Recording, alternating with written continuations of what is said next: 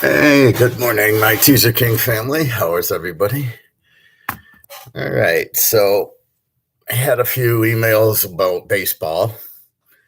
So let's talk about baseball and let's talk about basketball.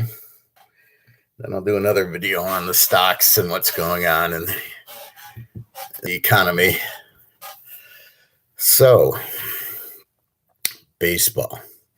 Let's talk baseball. Please, if you have any questions, comments, let me know. Hey, Andrew. So I had two winners yesterday. Actually, I went 9-3 yesterday, and let me explain it.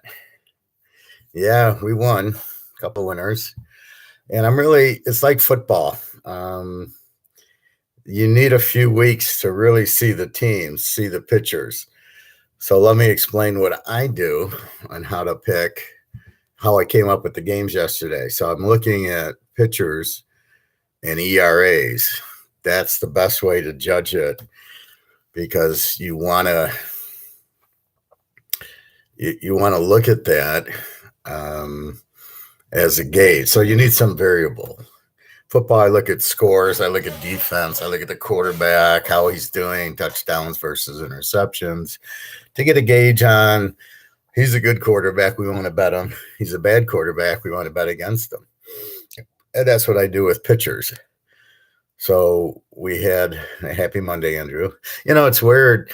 It shows that nobody's watching, but then you're giving critiques. So I'm wondering what's going on with, because I can see how many viewers I have, and yet you're here. So I'm just going to assume I have more viewers than it shows.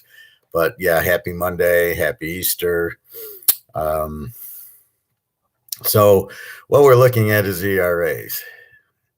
Okay, it says 0 on my end, and I normally see it. So obviously you're here, so that's 1, but I don't know why the thing doesn't show, but obviously you're here. And I know Nick usually jumps on also, and a few others. So anyway, to answer your questions, Andrew, on the games, so I normally do 25 a day. I mean, I don't know what to do, right? Because it's football's a week. Right? You got all your games on the week and that. I don't know. We'll walk through it right now.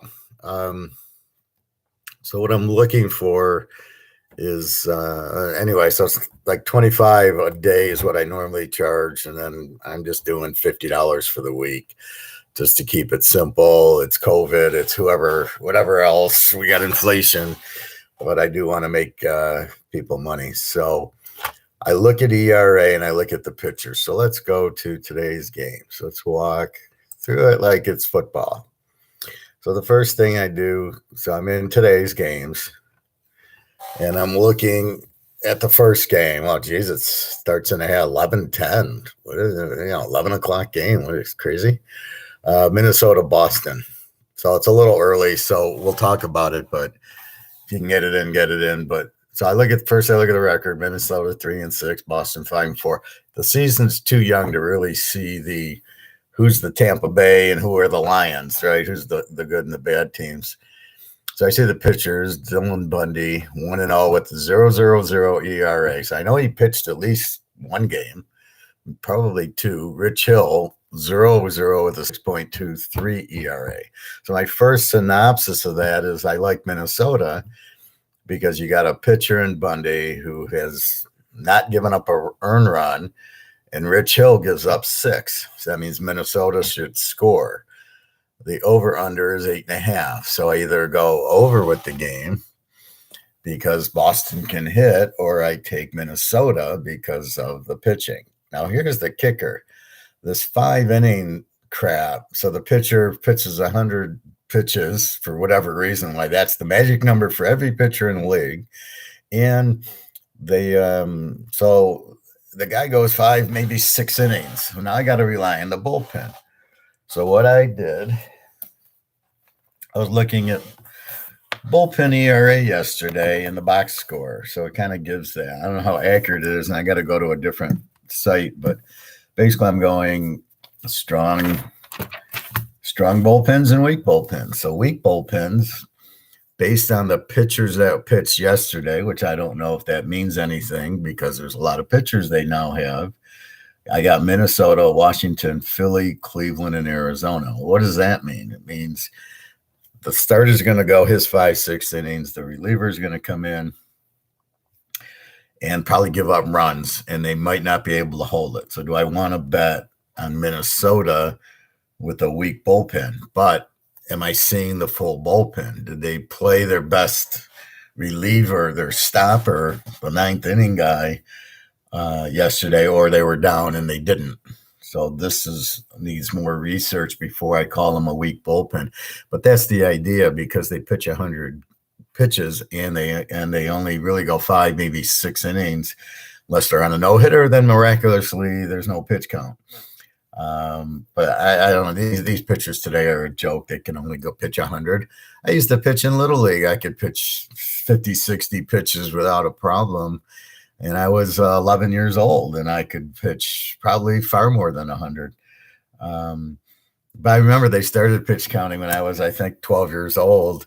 Even in Little League, I could only pitch so many innings. But anyway, I think it's a joke, the pitches. It doesn't save my arm at all. Either you can go or you can't. If you feel fine, you can just keep pitching.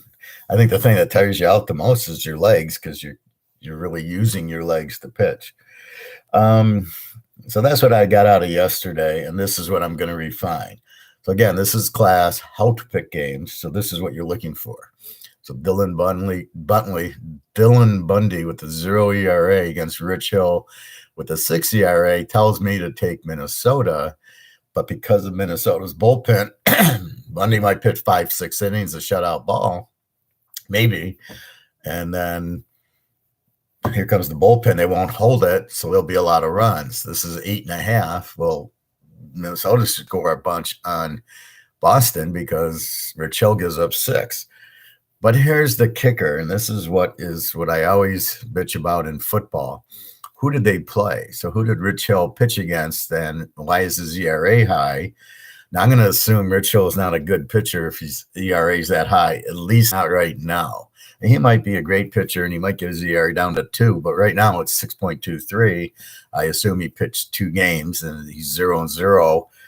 So he hasn't lost a game yet with that ERA. Now, Dylan Bundy's 1-0 with 0-0. Again, who did he pitch?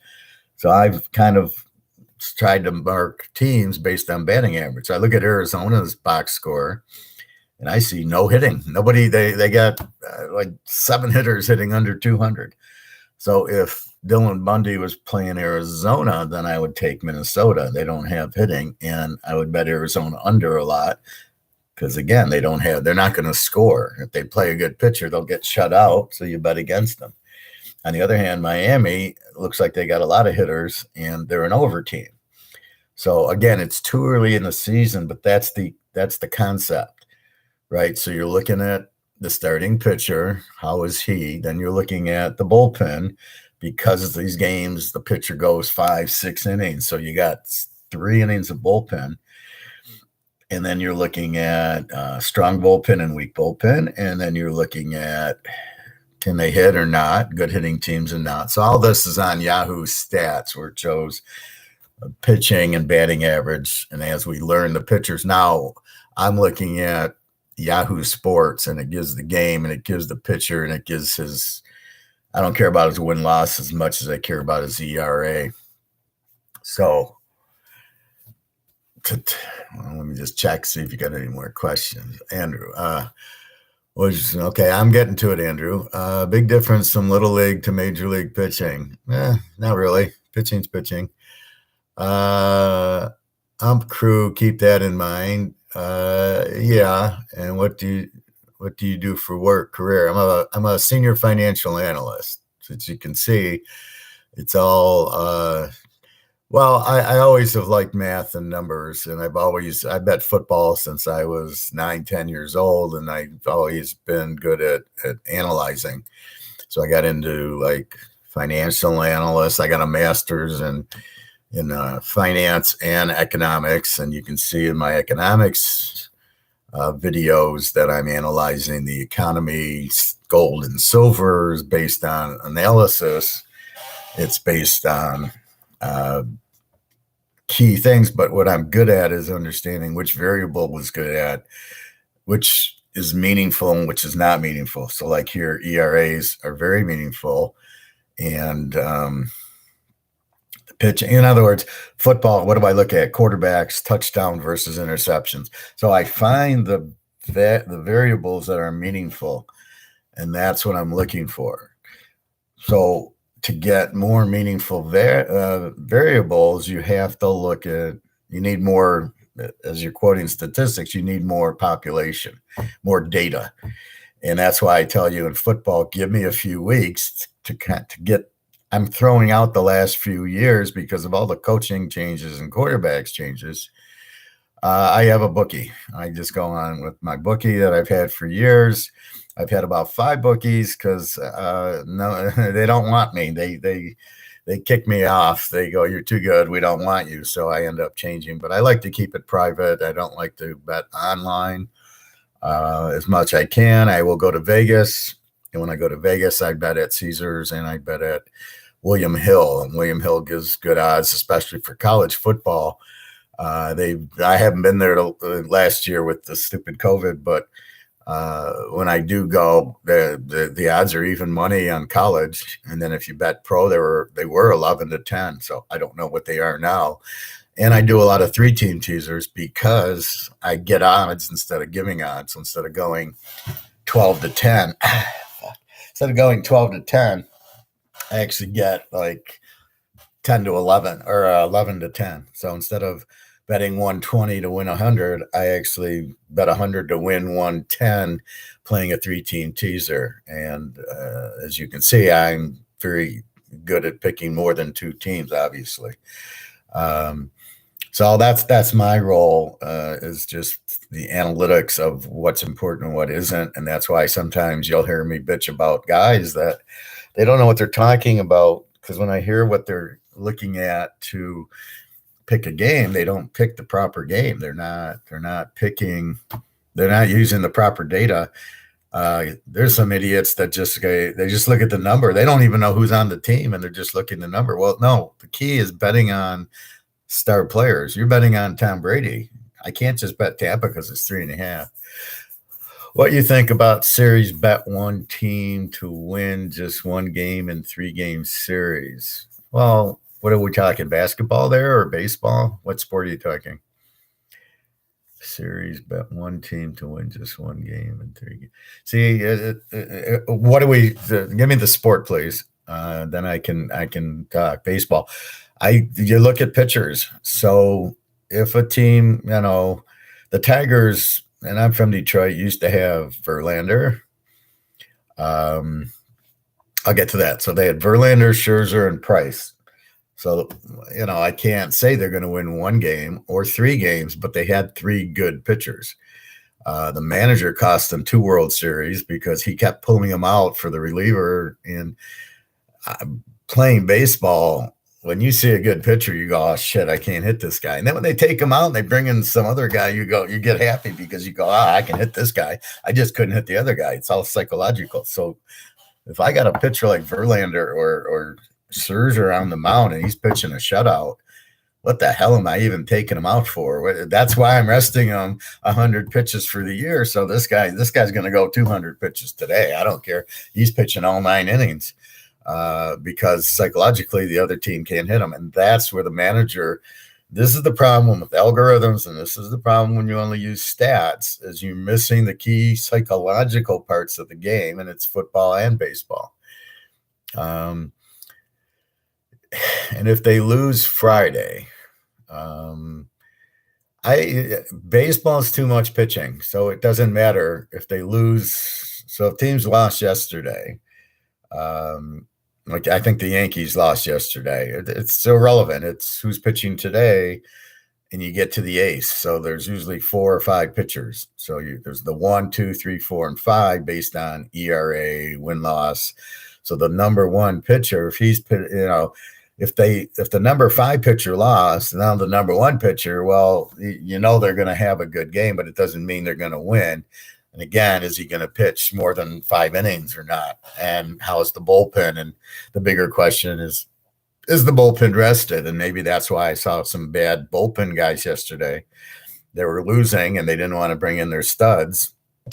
And that's why I got to see their full bullpen to comment, do they have a good bullpen or a bad bullpen? So not in baseball, it's all pitchers. So if they lose Friday, I don't double down on Saturday. It's like if black hits on roulette, you do not play red, you keep playing black.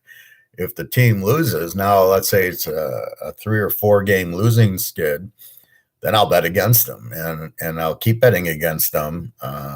You'll see 15, 20 game losing streaks. And I am a big believer in streaks over red, black, or odd even, or blackjack, or backrack, as I've talked about it, even football. Team lost 5 in a row, and their chances are I'm going to bet against them, but not usually because of the streak. It's usually who they're playing. So in this instance, no, I don't double down. I probably keep betting against them depending on the pitcher. So if the ace loses, so let's talk about that. So I just said there's 5 pitchers. There's 1 really good ERA pitcher, maybe 2, maybe, and then there's 3 other hacks. Well, if the ace loses, then I'm more apt to bet against them because psychologically their best pitcher just lost. So the other team goes, shit, we just beat the best pitcher. We beat Verlander, or we beat Koufax, or we beat Bob Gibson, whoever they beat. Then they know, oh, we got them. And then I would keep betting the other team if they beat the ace. Again, provided who they're pitching. Betting Toronto to win just 1 game in the 3-game series. They lose first game, you chase till they win. Never. That is not a good way to bet, Andrew. It's all about the pitcher. And what if Toronto loses 20 games in a row? Are you going to keep doubling up 20 times until you win? The more prudent bet, which I teach, is to keep betting against Toronto until they win. So if Toronto loses 5 games in a row, and I know you're Canadian, I'm going to bet against Toronto the next game and the next. And if the ace is pitching against the other ace, I might bet them under, but I'm not going to. You can never assume that the trend changes. You play with the trend, not against it. So if you can't assume, I don't like that, well, they're going to win 1 game out of that. I don't know how you bet that. I mean, what do you bet Toronto the first game and they lose? You bet them harder the second they lose. You say, oh, they're going to win 1 out of the 3. You can't assume that. It's all pitching. So basically, you have to just play the pitcher, and if the ace loses, then you just keep betting against them. Toronto won't get swept in too many series. And why is that? Why do you believe that? Is it they got good hitting? They got good pitching? Everybody gets swept in certain times. I'm sure the 27 Yankees lost some series with that, with Ruth and Gehrig, but Mickey Mantle probably got swept in some series. One of the better. So they got one of the better teams. Well, but this is the interesting thing in sports. Teams and league. Teams in league. Well, okay, but Buffalo lost to Jacksonville, right? How did they do that? They should have been a Super Bowl team, losing to the worst team in sports that could not have beaten Georgia. That's how bad Jacksonville was. So it happens. It's all matchups. So maybe they hit the Toronto pitching very well. Maybe their pitchers pitch to Toronto batters very well.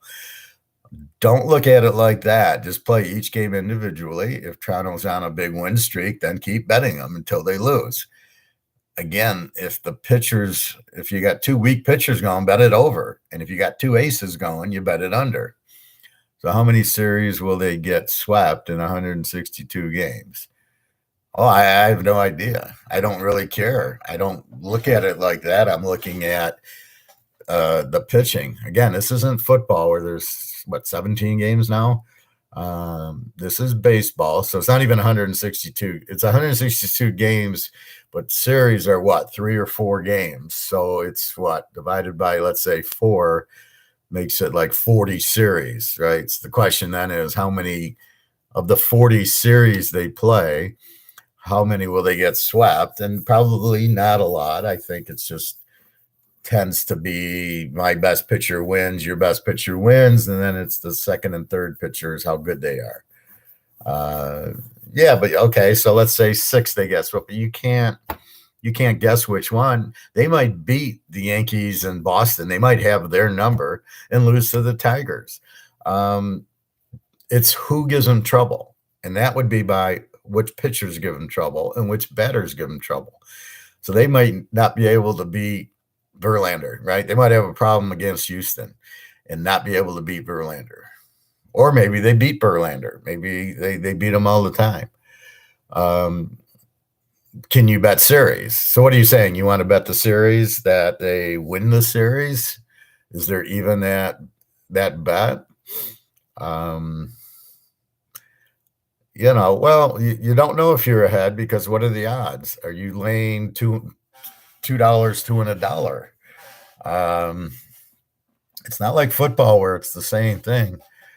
To win one game, I don't know if you're going to be ahead. If so, they win 60 games and lose 100, but they win one game in a series. That doesn't mean you're ahead.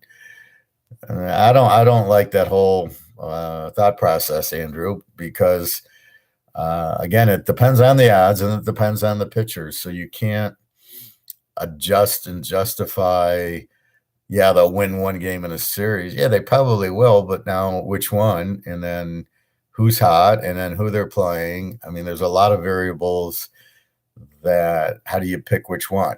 Oh, if they're down 0-2 in a series, I'm going to play them to win game 3. You won't make any money that way, because it's, again, depending on the pitcher.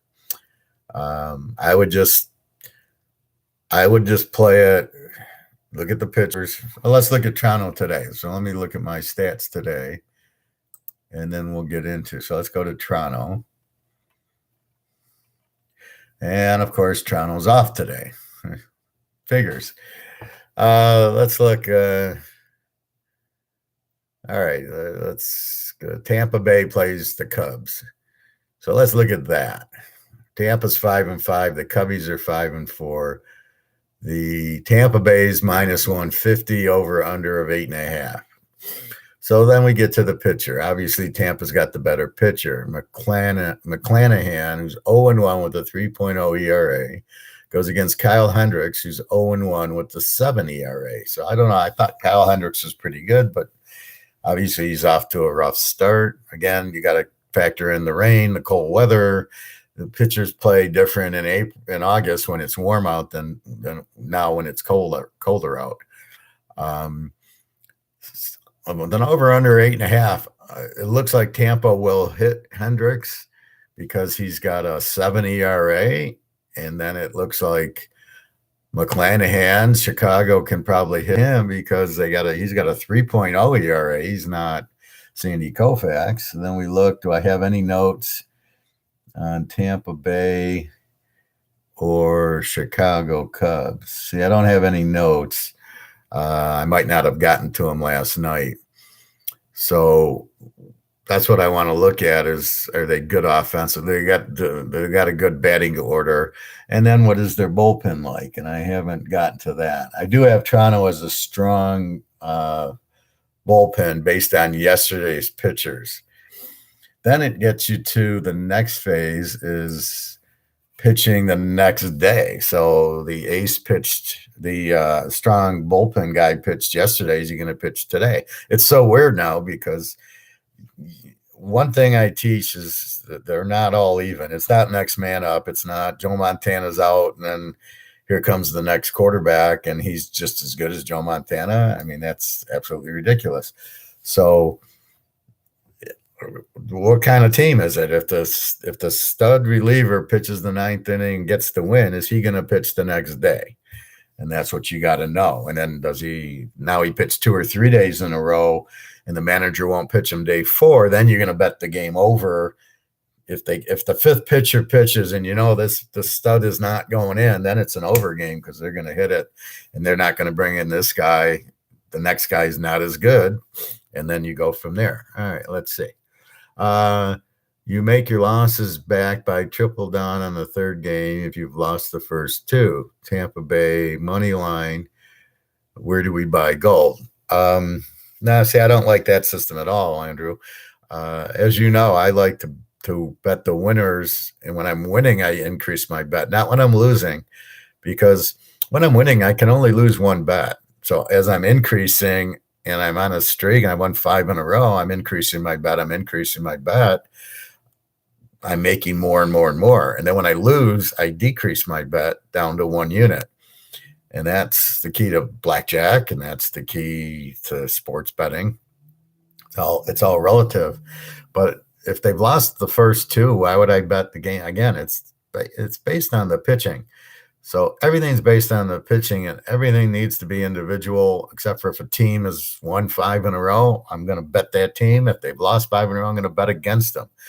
Now, if the ace is going, I might not bet against them, against the weaker pitcher on the other team. So that might create me to not bet on them. Yeah, what is it? Every time I'm on the computer, I got to sneeze.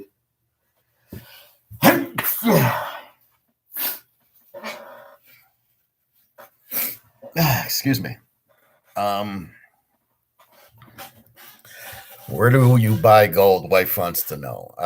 You're in Canada, so I don't know your rules as much as America or other countries. But what I do, and let's assume you have the same rules, is I go to a coin store. And where they sell coins, old gold, old silver, old coins, like a collectible store, but it's a coin store.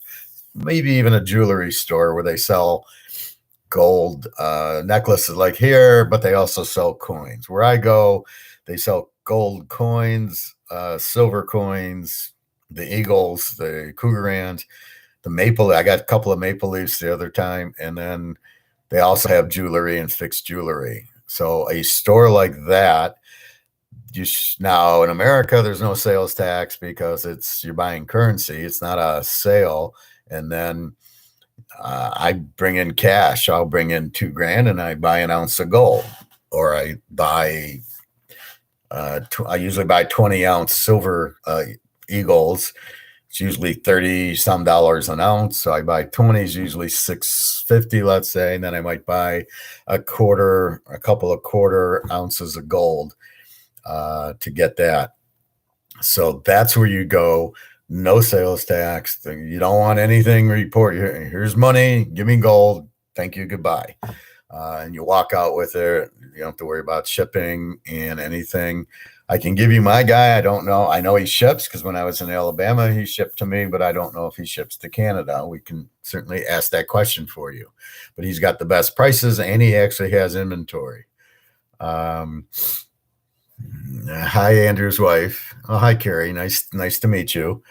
As I tell Andrew, feel free to email me with questions, or please feel free to ask here. I'm here to teach. Think of me as the professor. So yeah, you've got to get your money out of fiat currency.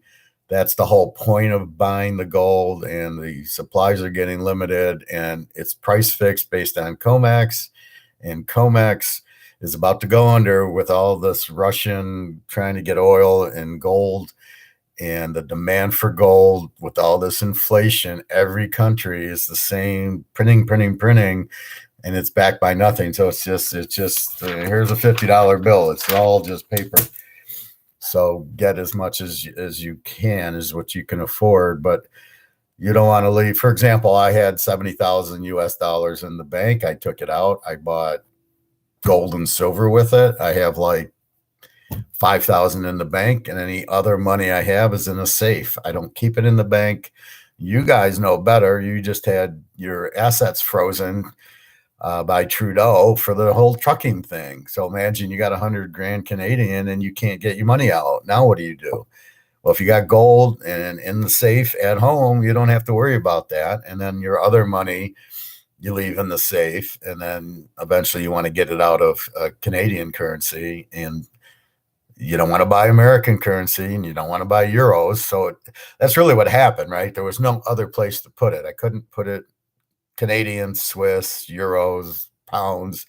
There was no place to put my money. And then I said, and I'm an economist, so I knew, well, gold and silver is the only real money out there, and that's what you do with it. So you leave enough money to pay your rent, get your food and stuff, and then again, food's going to go through the roof because Ukraine supplies the world with grain and corn, and Russia has the fertilizer. So when you fertilize the crops, it's gone through the roof. It's very expensive, as well as the inflation. So buy as much, put it in your freezer, but it's just a short term. I mean, how much can you put in your freezer?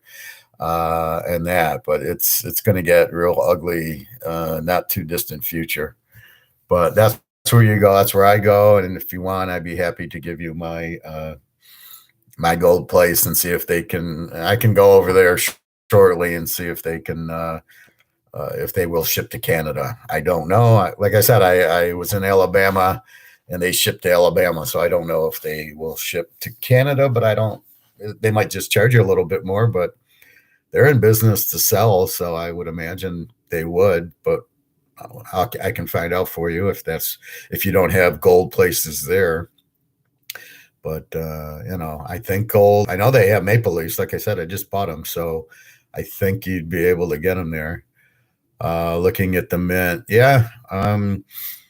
I get so gold is right now. Gold is it was hot and then it cooled down today. Well, it's actually down. So gold is at 19. I got 1984 US per ounce. Silver is 25.93 US.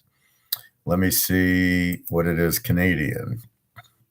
I go on goldprice.org and it gives me all the countries. So I go to Canadian dollar, and your price is 25.05 Canadian. You see, and it's funny is you're up 15.90 and I'm down $3. This is crazy.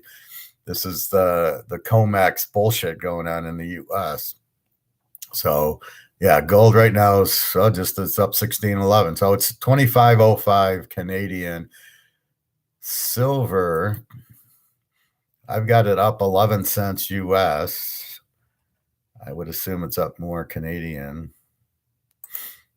I hit the wrong button. Canadian silver, wow, 32.76 Canadian, up 40 cents. So it's interesting how it's up more in Canada than it is in the US. So that's where you're at, 25.05 and 32.78, and buy as much of that as you can. So if gold is 25.04 Canadian, you're probably going to pay 2,600 Canadian for it, because there's a premium, because the 25.04 is not a real number. Well, I don't know how, if you have COMEX in Canada, okay? In the US, COMEX, which is JP Morgan being told by the Chinese to keep the price down. So they put shorts in it, and they try to lower the price without having any gold at all or silver, and they'll put these puts down, which lowers the price so China and Russia can buy more. So JP Morgan is controlled by China, just FYI. Well, they're controlled by whoever has money. And now to really scare you, the amount of gold that China has is 25,000 tons. The amount that Russia has is roughly 15,000 tons. The amount the U.S. has is 2,000 tons. I don't know what Canada has. And if you watch Money Heist, they sold 90 tons is all they stole. They didn't even steal like thousands of tons. They sold 90, and you saw how much that was. So do price comparison, Andrew. Look at different stores, call them up, make sure there's no sales. Well, again, there's no sales tax in the U.S. And then we can compare with what my guy, if he ships to Canada. But I don't know. I think you just want to buy it in Toronto, because you just want to go to the store, give them cash, and put the money in your hands, the gold and silver, and go buy a safe. I bought a safe at like Staples or Office Max. It was a fireproof safe. And I basically throw my real good Tom Brady cards and my Jordan and Mantle cards, and I throw a bunch of silver and gold in it. And that's what's in my safe. Costco, well, that'll work too. Anywhere that it's a fireproof safe, and you're fine with it. And just hide it in your house. And it's funny, in the beginning, it's not a problem. I got 5 ounces. I got, big deal. Wait till you get 100, 200 ounces. Then you're going to really start freaking out going, I'm a little, somebody breaks in or something. But that's your goal. My goal to retire is 100 ounces of gold. It used to be $600,000. And I was getting pretty close to that. And then when all the shit hit the fan and the dollar's not worth as much, I switched it to 100 ounces of gold. But I bought some gold, but not a much. I have stuff like this, which is, this is my graduation present from my master's program. So I didn't buy as much gold. We were buying baseball and football cards, which ironically, the Jerry Rice card, if it's a 10, is worth $100,000, which is worth a lot more than an ounce of gold would have been had I bought it. So it's really ironic, those cards, but I got to get them graded. That's my ace in the hole, are those cards. But with gold, it's being kept down. And I don't know if COMEX is Canadian. My guess is yes. My guess is China. That's why China and Russia are buying it at $2,000 an ounce, is because COMEX is down, is keeping it down artificially. So it's not free market. So when I tell you, my videos are on free market, and I'm explaining how supply and demand, and there's a guy who wants to buy gold, and a guy who wants to sell gold, and they meet, and the guy who wants to buy it, will pay $5,000 for it. And the guy sells it, will take $5,000, and that's free market. And what's happening now is it's being dropped by COMEX. So when COMEX drops it, it's not market. So it's being artificially held down, but you can only hold it down so much until it collect. Then it finally, there's so much demand. And right now in the US, people are idiots here. I mean, they don't understand the value of gold, and they have their money, and you just shake your head. Like, you go, I'm in the hot tub at the club and I'm trying, do you own gold? And the guy, no, I don't own gold. Why would I want gold? Here's one idiot's excuse. He says, well, when it goes up and I try to sell it, the price will go down. And I'm like, yeah, it's 2,000 now. If everything hits the fan and you try to sell it, it'll be 50,000 an ounce. Who cares if you sell it for 49.5 when you bought it for 2? These guys don't understand, because once you get rid of COMEX and you let the market run, it's going to go. So what's happening now is people think, oh, it doesn't have a value. It's only 2,000. They're not putting 2 and 2 together, knowing that it's based on this price fixing by COMEX. So it's like a football game where the ref keeps throwing penalties and it's fixed. It's not real. There's no penalty. The refs are just going against it. So it's like I was watching the Alabama-Georgia game, because I'm getting ready for the draft. So I marked down 9 Georgia defensive players that should go high in the draft. And all these penalties on Georgia that were bullshit. You're just like, unbelievable penalties. And you can see that they all wanted Alabama to win. And despite that, Georgia still won the game. So that shows you how good Georgia is. But that's what's basically happening, right? So the refs are for keeping gold down, and therefore the gold price is lower than it is. But if I told you, okay, you're hockey folks, Bobby Orr rookie card, I don't know what a 10 is, $1 million. So let's say I got a 69 tops Bobby Orr card. So let's say a PSA 10 goes for 100,000 US. And I said, you could buy it for $2,000. Would you buy it? If you didn't know it was $100,000 value, you might not pay $2,000 for it, because you don't know what it is. But now you know it's $100,000. Now would you buy it for 2,000? Of course you would. And that's really my point of gold. Gold is really much higher than it shows. It's not a $2,000 commodity. And again, the value, as you reduce the value in the currency by printing it to death, which is what every country's doing, as you do that, the goods really don't have a price increase. It's just it takes more dollars to buy it. So the dollar's worth less. I got to go buy milk, and it's $3. Well, they didn't raise the price. It used to be two. It takes $3 to get what you did with two. Gold, it'll be the purchasing power. So as people start losing their houses and their cars are going to get cheap as they need money because the currency they have is going to be worthless, you're going to walk in and buy a house with 1 ounce of gold because the gold won't be valued in US dollars or Canadian dollars anymore. It's going to be valued in what it can buy. And the demand for that piece of gold is going to go through the roof because they're going to get broke because they got US dollars, Canadian dollars, euros, British pounds. They're all going to go out.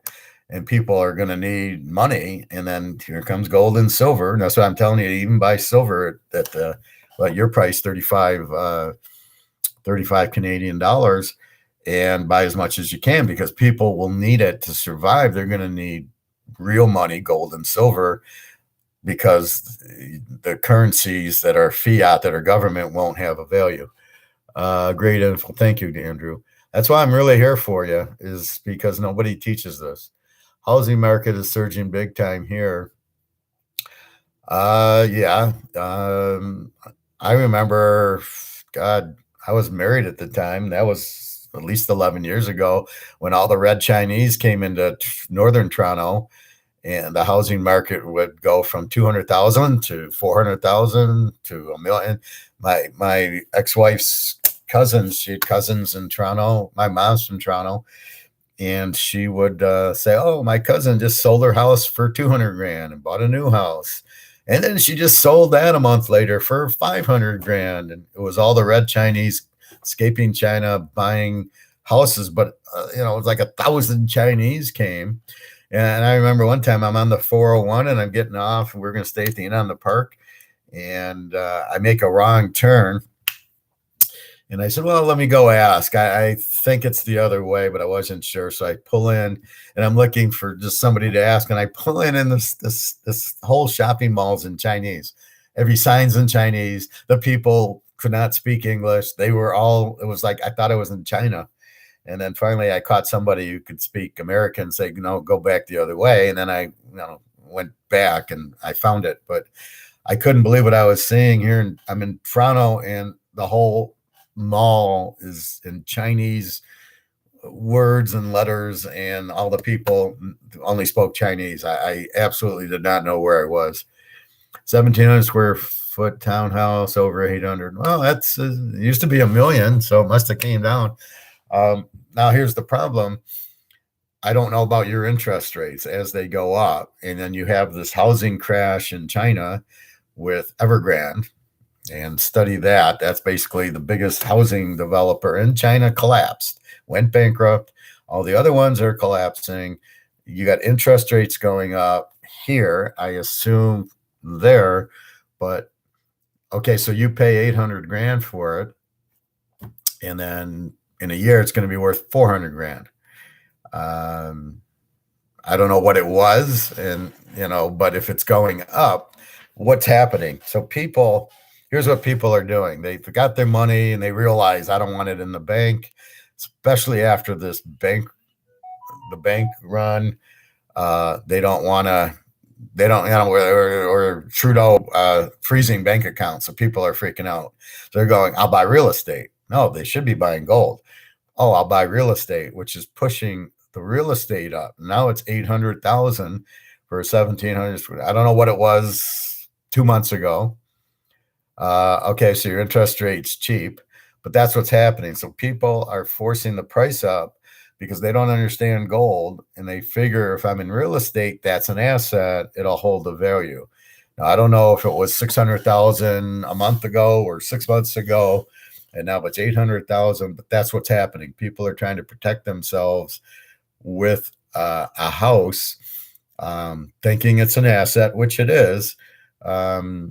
but I don't know that it's going to go up. I think what'll happen is as the dollar loses value, right? So as you're printing and printing and printing, and then the funny part is the Canadian dollar to the US dollar is 75 cents or maybe 80 cents. I mean, and we're printing like it's water. So I don't know what you guys are doing. You guys are really printing. So what happens is as you print more and more and more, the value drops lower, lower, lower. Corporation, yeah, BlackRock's buying them here too, and the banks. But that's the problem, right? They're not a good investment for a bank or a corporation. So what do they think? They're going to buy houses. Okay, how are you going to sell them? You just bought a house for 800,000. How are you going to sell it? So what's happening is you're printing money. It's losing value. The more you print, the less it's worth.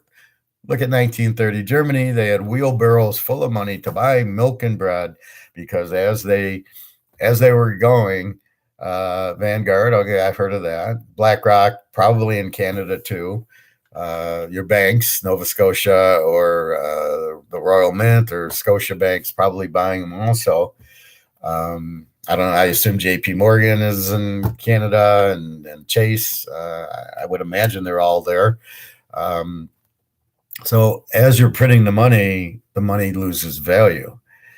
So what's happening is, yeah, BlackRock's in trouble because a lot of their houses are going out.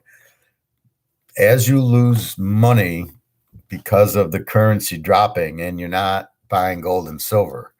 So I'm a rich guy and I got $5 million in Canadian currency. And I think, oh, I'm fine. I got $5 million in Canadian money, or U.S. money for that matter, or euros or yen, or pick a currency. Well, look at the Russians, right? With the ruble, they all went broke. Yeah, I mean, exactly. So they're comfortable. They go, I got money. But then as they print the money's paper, as they print it, what happens? It loses value. And then when it gets to zero or very close to zero, because you can't just keep printing, and you just showed me a 1.5% interest rate. The only way to stop inflation is to stop printing, and then you raise interest rates and people give the money back to the bank because they're going, oh, I'm getting 10% interest. Never own a bond because a bond's giving you 2% interest. Inflation's 20% when you include food and gas, which they don't include. So they keep taking out the big stuff and going, it's 8%. No, it's 20% because you got to include gas and electricity and food. So why would I want to get 2% when inflation's 20%, meaning the value of my money is decreasing by 20% a year? So as you have $5 million and you think you're fine and you're not buying gold and silver, all of a sudden the value of your money drops. Now all of a sudden you want to buy a gallon of gas, it's $25. Oh, you want to buy a house, it's $2 million for your $800,000 house. But the value of the money is less. So what do? I need money. I'm going to sell my house. And you know what? I'm going to take whatever I can get for it. That's the problem. So you buy the house for 800,000. As your currency goes down, you need money. You sell your house and you take whatever you can get, which could be 1 gold ounce of coin, right? You need money. Gold's now worth 50,000 an ounce. So what do? I need money. I'm going to sell my house. And here comes Andrew. And here comes Carrie with, I'll give you an ounce of gold for it. And the guy's like, great, I need the money. And that's why the value of the houses go down, because people are not understanding the paper. Excuse me.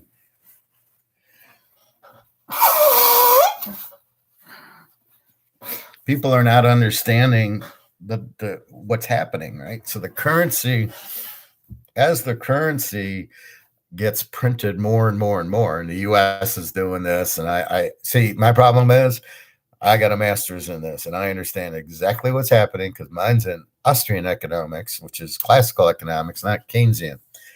So I know exactly what's happening. The more you print, the less it's worth until it goes to zero. And what do you think the Romans said during the Roman Empire? They probably said, oh, we're fine. We're the Romans. Nothing can happen to us. Oh, really? Okay. Guess what you guys did? You guys inflated. You took your gold coins and you made them copper, and you took the gold out. And guess what happened? The Germans took the gold and ran on you and defeated you, and you were gone. So don't tell me it can't happen. It does happen. Look at the British pound is gone. The euro is gone. The yen. The yen's the first one out. They're going bankrupt. They're keep printing the money. So you watch what happens to Japan, and that's what's going to happen in Europe, in Canada, in the US. It's all going to happen. But because we're the lead currency, people get out of their currency into the US. So for a short time, the US will look good. And then eventually the US craps out. And then here comes a new currency, and we're sitting with gold and silver going, that's fine. So people will need money. And you can see it in China with Evergrande. And they're going to need money. They're going to sell their assets. They're going to sell their houses. They're going to sell their paintings. They got sports cars, and then it's going to be, but they're going to want gold and silver. But gold and silver is going to go up because gold and silver has not gone up yet. Now, if gold and silver were free market, they'd be at about 50 to 60,000 an ounce right now. Then they might drop a little bit because people would be selling them. As my friend in the hot tub so eloquently put, when I want to sell it, the price will drop. However, you have people like Russia and China's governments who are going to buy it. China has 25,000 freaking tons. So when you go to sell it, guess who do you think is going to buy it? The Chinese will buy. Anybody who wants to sell are going to buy it. And the same with the Russians. And yes, Putin's a crazy man. He's Hitler, but he owns 13,000 tons of gold. He knows financially, or whoever is running it knows financially, gold is the answer. So when the U.S. puts sanctions on him, he just laughs. He's like, I'm getting paid for my oil and my gas. And guess what? I got all this gold. I don't need your U.S. dollars. And he's even come out and said, I don't need it. Screw you. And that's what he's doing. So yes, BlackRock, Vanguard will have assets that won't get them any money. They will start selling these cheaper. So 800,000 with 1.5% interest rate could go to, there'll be a point. Now, where was it? So if it was 300,000 or 400,000 and now it's 8, don't get caught in the frenzy. What do I mean? Well, when gold starts going up, people will want to buy it. They'll go, now it is a good investment, right? And then they're going to want to buy it. And when they want to buy it, it's going to be 5,000, 10,000 an ounce, and good luck finding it. That's why you got to buy it now while you can, because it ain't going to be around for a long time. And guess who buys a lot? India, China, Russia. Their people and their government buys a lot. And there's only so much on earth, right? You can't print it. That's why it's not inflationary. It's the perfect, and it's real money. It's the perfect money. Although when it says 50 ounces, it says it's worth $50. At least the U.S. does. It says 50. I got to check what the Maple Leaf says. I think it's the same $50. It's not really...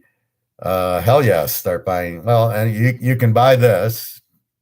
And if you go to a jeweler's, so carry a nice bracelet or necklace, you take a magnet with you. If the gold stays on the magnet, it's not real.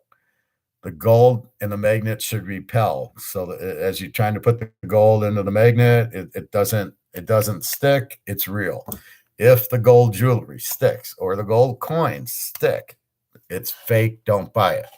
That's the purest test I can give you. You need to buy gold and silver soon because you're not going to be able, and the price is going to go up.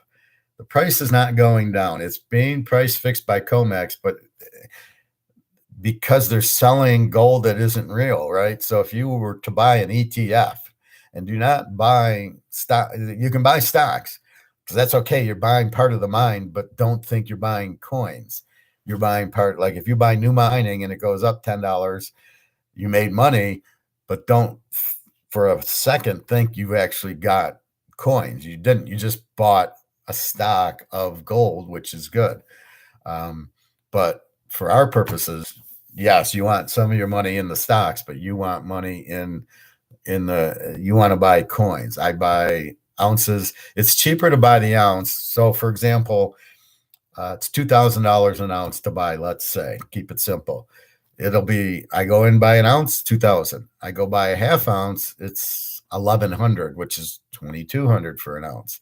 I buy a quarter ounce, it's 550, which is again 2,200 for the same ounce. Or the tenths are like 250 for the little tenth of an ounce. But if you times it by 10, it's 2,500. So from value standpoint, you want to buy the ounce because it's really $2,000. And you want to buy a Maple Leaf or a Cougaran because it's cheaper than an American Eagle. So when I go buy the Eagle, let's say it's 20,000, it's 2,050, but I can buy the Maple Leaf or the Cougaran for 2,000. Well, hell, I buy the Maple Leaf or the Cougaran because I'm buying an ounce of gold. I don't care that it's an Eagle. At the end of the day, I own an ounce of gold and it says 1 ounce of gold on it. And it doesn't stick to my magnet, I'm fine. Well, Eagles are fine. But if in your case, I'd buy the Maple Leafs or the Cougarans, get a discount, and then just say, fine. Well, I don't know that you can even get you can probably get the Eagles from my guy. But if you're at the Canadian Mint, and again, I'm sure there's, this is when reality will hit. You'll try to buy it, and they'll say, we're out of stock. And they're going to charge a premium. So if it's 2,500 Canadian, they're going to charge you 2,700. That's when the light comes on for you, Andrew, and you go, oh shit, I better buy it now before it hits 3,000 and before I can't. Then I'm stuck in Canadian currency, which is going to zero. I'm screwed and I can't buy a house because the houses are going. So that's why if you buy what you can in gold and silver, silver will do the same trick for you. It'll be currency. It'll be money. And again, if I am trying to get out of my house, I will certainly take silver also. It's just silver, as gold's 2,000 an ounce, silver at this point should be 300, is $25 an ounce. It's a joke. It's so undervalued. And a lot of it is what I've been hearing is these companies that need silver, like telephones, computers, these electric batteries must have silver. They can't use nickel or copper or anything. So they're keeping the price down so they can afford to put it in their phones and their computers. But these miners are idiots because they're not finance people, they're geologists. So they go, oh, this is good. I can get it and I can immediately sell it but dude, you're selling it at 27 an ounce instead of 200. They're not understanding the value of the silver should be closer to gold. So what I'm saying is gold will be 2,000, will go up to 50,000. So it goes up in thousands, where silver is 2,700, will probably go up to 1,000. So again, it'll go up nicely, but you're dealing in hundreds as opposed to gold's going to deal in thousands. That's a good price. Do they have any? If they do, buy it and don't pay tax. You shouldn't pay tax. And you could go to the bank and buy it. So you can go to TD Bank or under the corner, go to the bank, buy the gold and come home. If you can do that and not pay, you won't have to pay shipping, of course. And if you don't pay sales tax, I would say buy it, 2,600 Canadian. And it's okay. So let's look. Now it was okay. Yeah, US was down. So I'm seeing 25.03 for Canadian gold, up $13 today. And I see silver at 32.76 Canadian. So I'm quoting you in Canadian as we're talking. So you 402, they want to charge you 26. They're charging you $100 over the premium because it's COMEX. And I'm guaranteeing you it's a $50,000 an ounce thing in real terms, as if it was the Bobby Orr card that if it was at free market on eBay, if you see a Bobby Orr 69 PSA 10 Opichi, and you good luck finding it, because maybe you'll see a 9, maybe, but if you could buy it for 1,800 or 2,000, would you? Of course. And that's what's happening here. Think of it as this is a $50,000 an ounce thing that you're able to buy for 2,600. Now, keep yourself some money to pay your rent. I don't know if you're in a house or an apartment, it doesn't matter. And are you working? I hope you're working. And then, so your working money, here's what I do.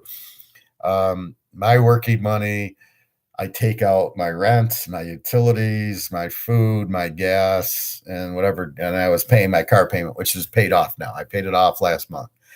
So I would take that money, and then the extra money I make, that after I pay off that, goes into my safe, not into the bank. And then when I get enough in the safe, I take 10 grand and I go buy 5 more ounces of gold, or 4 ounces of gold and a bunch of silver. And that's what I've been doing.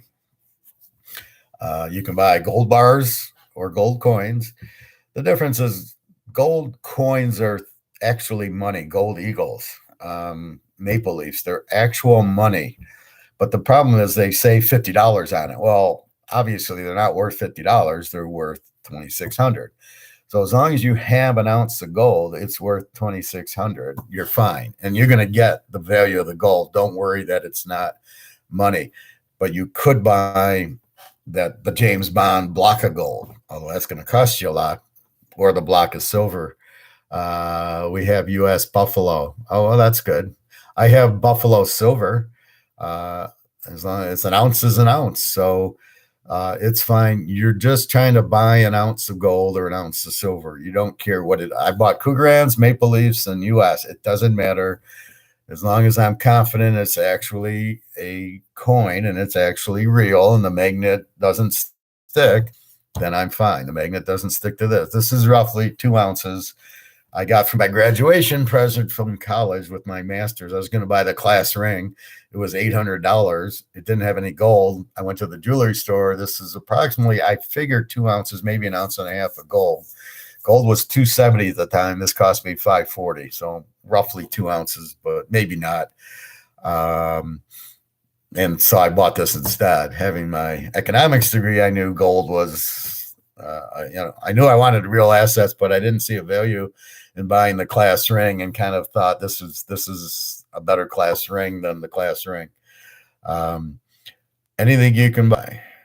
What do you mean? What kind? Yeah, whatever. Sure. Anyone you want. Anyone they have. Maple Leafs, Eagles, Cougarans, there's Australia, there's Swiss. I don't know if Swiss has coins. I don't think I've seen Swiss coins. British has coins. They're all, what you care about is it says 1 ounce of gold or a half ounce of gold. It doesn't matter. Check the prices, whatever's the cheapest. Like if I buy a Maple Leaf or a Cougaran, it's $60 cheaper than the American Eagle. So I buy it because I'm buying an ounce of gold. I don't give a shit that it's US. It doesn't matter. Swiss 1 ounce. Now check the prices. It's Swiss, British, and Canadian are all the same price. Buy whatever you like the best.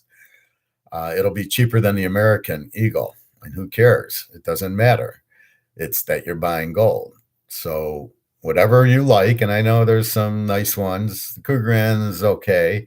Maple Leaf I like. The Swiss, I don't think I've seen that one. I don't know what's on it, but yeah, I mean that's what. And you might end up going to Switzerland. At the end of the day, it's a year later. You've got 50, 60 ounces. You can't keep it in the safe in your closet anymore or in your basement. We might be flying to Switzerland to get a safety deposit box that is not in a bank, that's in a private little vault that charges a little bit and keeps it confidential so nobody knows you own it. But it's not, you do not want to leave your money in a safety deposit box at a bank. No way, because the banks, look what they did. Look at Trudeau. What did he do? We're freezing your account because you wanted the truckers to. So you don't want to be in a bank. Maybe a casino. I've thought about Caesar's Palace and saying, can I run out your safety deposit box? Because I think a casino would be safe. But that's when we get a lot of money, and we got to be careful, because the civil unrest, as people lose their money, they're going to start freaking out. They're going to want to eat. I don't know what the government's plans on that is, or is BlackRock going to sit there and, what are they going to charge for rent? See, here's where my arguments lie with inflation. The key with inflation is you can complain your costs went up. So I can say my costs went up to do handicapping, which is a joke because my costs don't go up. My costs are my time. I've already learned my skills, and it's going on here, which there's really no cost. It's just the electricity of being on the internet, and the computers are already paid for. So if, let's say I'm selling mice, so I can say my costs went up, and now cost me $10. So I'm going to charge you 15.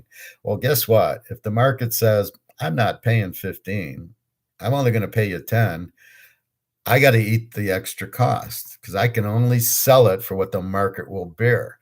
And my point to everybody is, if steaks are now, well, in the US, they've went up to like $20 an ounce, don't pay it. And the butcher's going to sit there with all this steak sitting there rotting because nobody will buy it. Guess what he's going to do? He's going to put it on sale and lower the price. So even though his costs go up, as a consumer, you're the key to the whole capitalistic system. What are you willing to pay for the steak or the mouse or the telephone? And they can raise prices all they want. If I don't want to buy it, then they got to put the stuff on sale to sell it, because it's their job to sell their inventory. That's what a business is. You have inventory. I sell steaks and it costs me X. But if the market says I'm not paying that price, I'm going to pay the lower price, you're fucked. You can't. What are you going to do? It cost me $20 to get the New York strip. I got to sell for 25. Nobody wants to buy it for 25. Nobody wants to buy it for 20. I go out of business, or I figure out a way to cut costs to get it. I find a different distributor. I got to get my cost down to 15 because my market is 20. And that's why price is the key. And that's why if you want to go into business, you look at where the good markup business is. Oh, this guy's selling shirts for $50 and it only costs them 10. I'm going to go into that business. And that's the concept. So if the market says no, then that. Now what's happening in gold is the market's like, I'll pay 10 grand for it. And I can get it for 2 grand. I'm going to buy it because that's what the market's saying. And that's really the key point to it is, and this is a reverse. They're selling it cheaper than what it should be. That's why I'm saying buy it, buy it, buy it. However, on the house, that's now 800,000. I'm saying be careful. What was it going for? Now it's being oversold, especially if BlackRock's involved. They're a bunch of crooks anyway. Then I would not buy if it's too expensive. So in other words, what should it really be? What was it last year? Is it all BlackRock raising the cost on it, and now you're stuck at a $22 steak that you don't want to spend? Is the $800,000 house, which is 1,700 square foot, worth it? What should it be? What was it for the last 5 years? Has it been more than 300,000? Because that's where it's headed down to. As people lose money, they're then going to need money. They're going to sell their assets. And they will sell their gold, but there'll be more buyers than sellers. And especially as it gets tough, people just want to buy it at whatever price because they know now they need to own it to survive. That's when you really get it. And so, Andrew, Carrie, buy what you can afford. Leave a little bit of money in the bank. If you're working great, then your goal should be to save enough to buy another ounce or a quarter ounce or a half ounce, anything you want. Swiss, Canadian, British, Krugerrand. Make sure they're real. You can buy this. This is fine too. I'll get full value for this. Um, your sports cards will go up in value because that's a real asset. Um, but that's what you want to do. So make sure, and even buy silver. Investments in the bank. Tell me, CDs? Is that what you're thinking?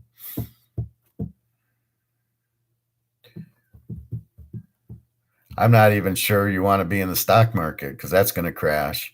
Again, people will need money. They're going to sell. What's a GIC? Government something something. Are you gotta? I don't know what these are. Um, are they like CDs or money markets? What are you getting in? Are these like you getting interest on them? Are they mutual funds?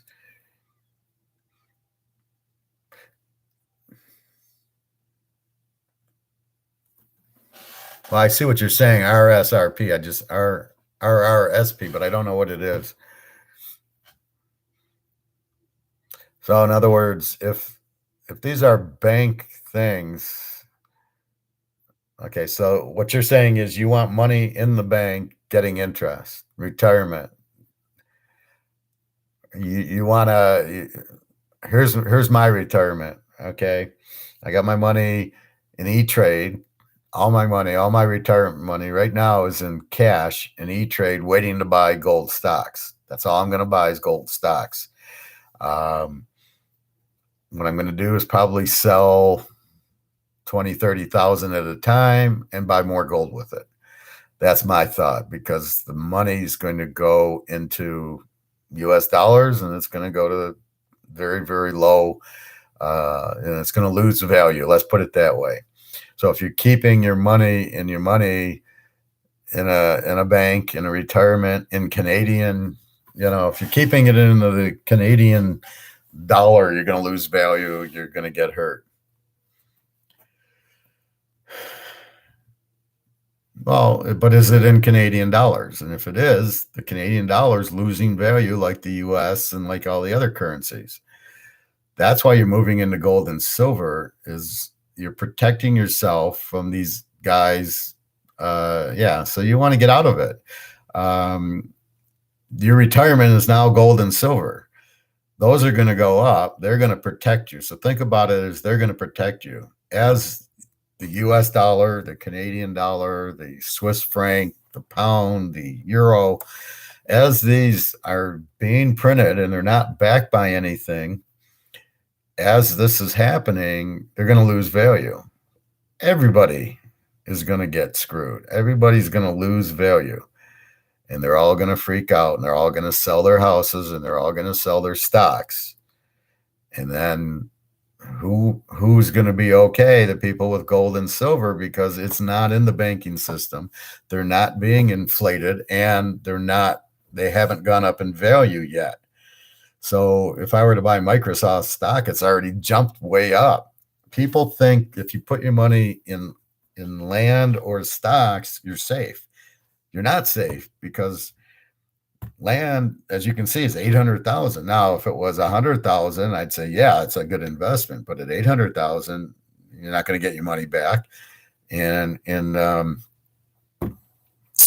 stock market, as people lose value with their dollars, so the guy with $5 million, US or Canadian or euro, whatever you want to call it, is going to lose value.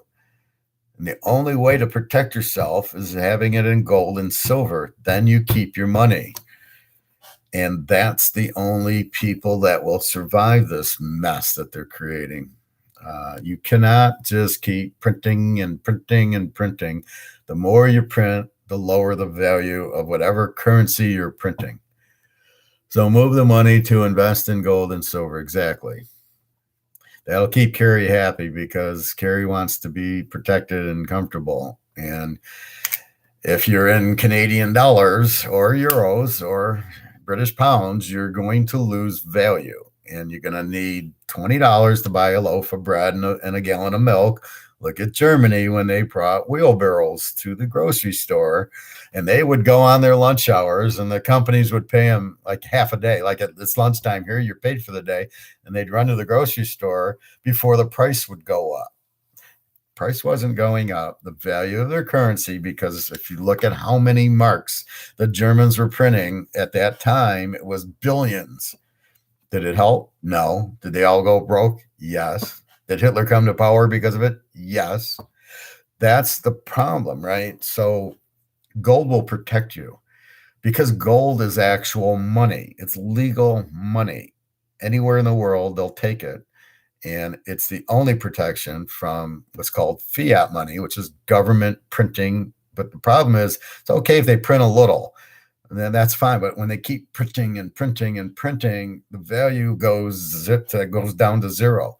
Every government printed money in the world, and we go back to the Romans, has gone to zero because the government has no idea. They're not economists. It's all bullshit. The government, they just want to, they want their jobs, and they're stealing from us. Is basically they're printing, and then they're putting the money in the stock market, making money, selling it. Are they buying gold? I don't know if I don't think they're smart enough to. But I'll tell you, when the Chinese have 25,000 tons of it, and the U.S.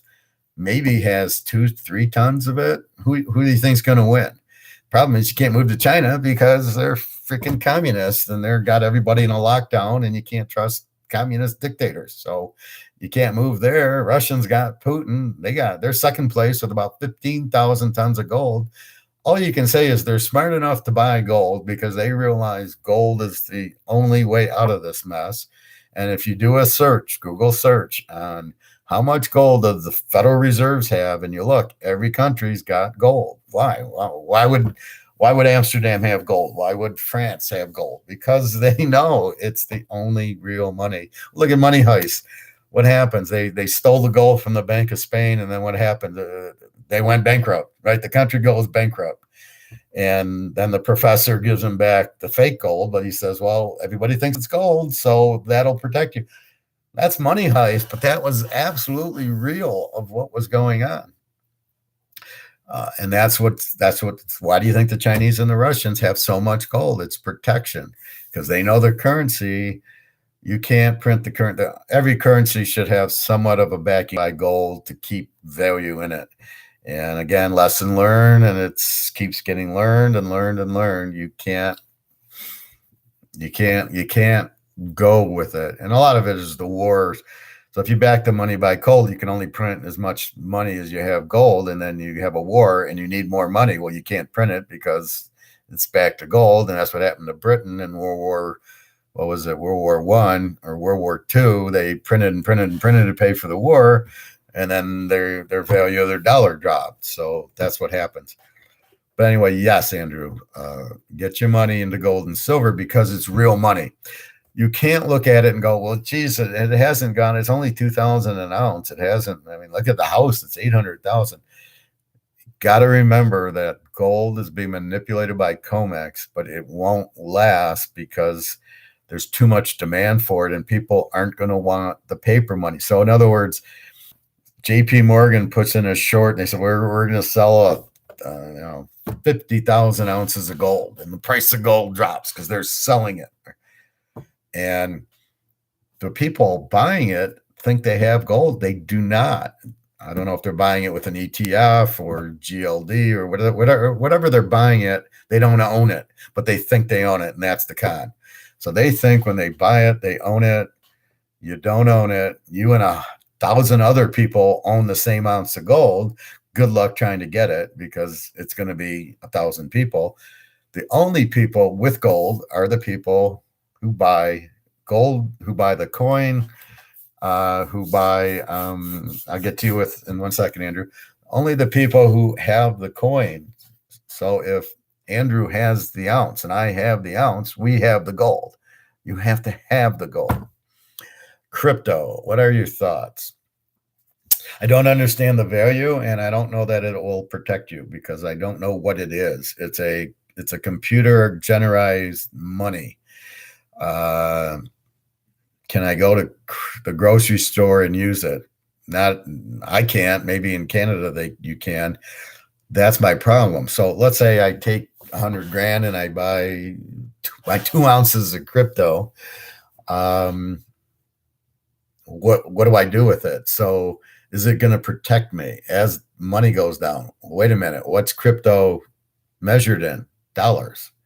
Now, yes, gold is measured in dollars, but it has purchasing power. So as gold will eventually not be priced in dollars or Canadian dollars or British pounds, it'll be just, it can buy a house. Uh, are people going to take crypto? It's not gold. I don't know what it is. In my mind, it's a pyramid scheme. In my mind, I don't know the difference between that and PayPal. So I can pay my girlfriend in the Ukraine with PayPal or MoneyGram, and here's $100, and she gets the money, and then she goes and spends it. Well, if I give her a Bitcoin, what's she going to do with it? Is Bitcoin gold? Absolutely not. Gold, you have something. If they came out with Bitcoin and they said there's 21 million of these, now I don't know how much gold there is, but it doesn't matter. It's already gold. It's, we all know what it is. Crypto, I just don't know. I wouldn't buy it in lieu of gold. I would buy gold over crypto. If with all the crap happening now, that's what I'm going to do. But I don't get crypto. Where's the value coming from? Let's see what it is today. So crypto today. So Bitcoin is down 500 at 39,190. Gold's up 19, Canadian anyway. Let's go to US gold.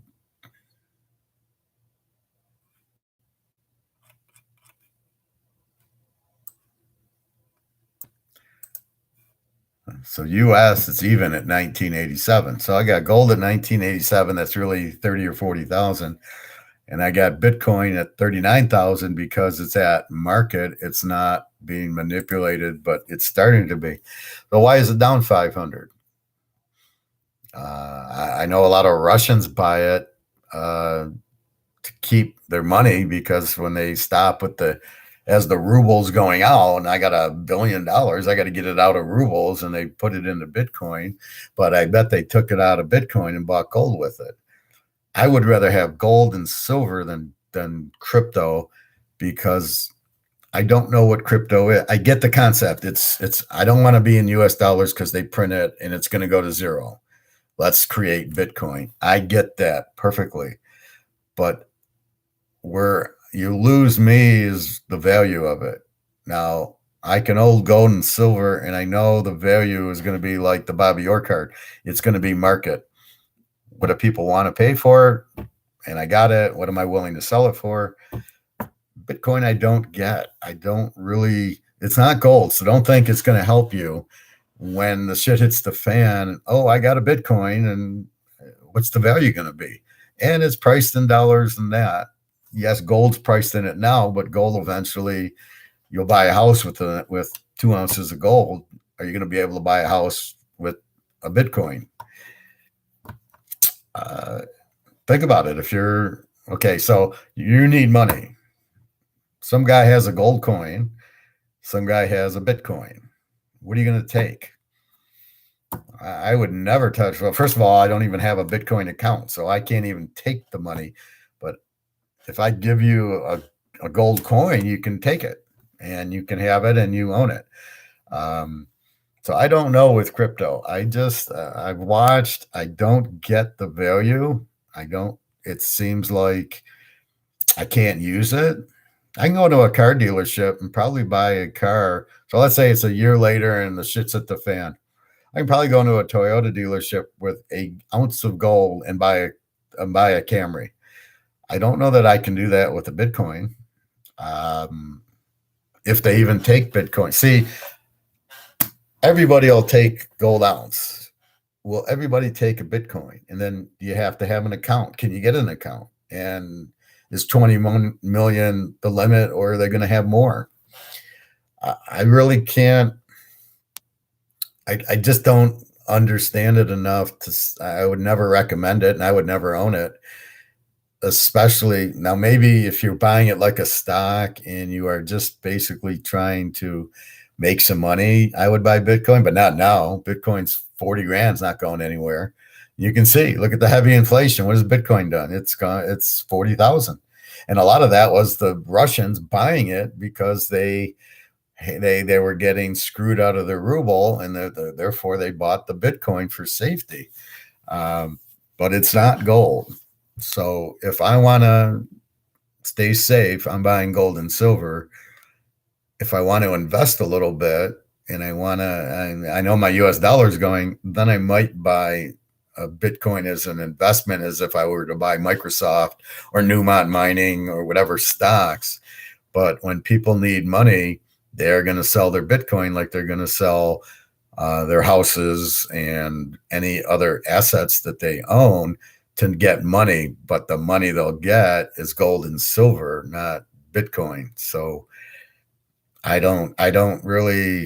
would never buy, in this situation, I would never buy a Bitcoin. And they're $40,000. That's 20 ounces of gold I can buy. And I'd much rather have 20 ounces of gold at this price level. See, Bitcoin's already at 40, what did I say? 39,000. It's already there. Is it going to, okay, let's say it doubles and goes to 80,000, which will be a stretch, but let's say it does. Gold's at 2,000. Do you think it's going to go to 4? It's going to go to 50. It's going to go up 25 times. Bitcoin's not going up 25 times in your dreams.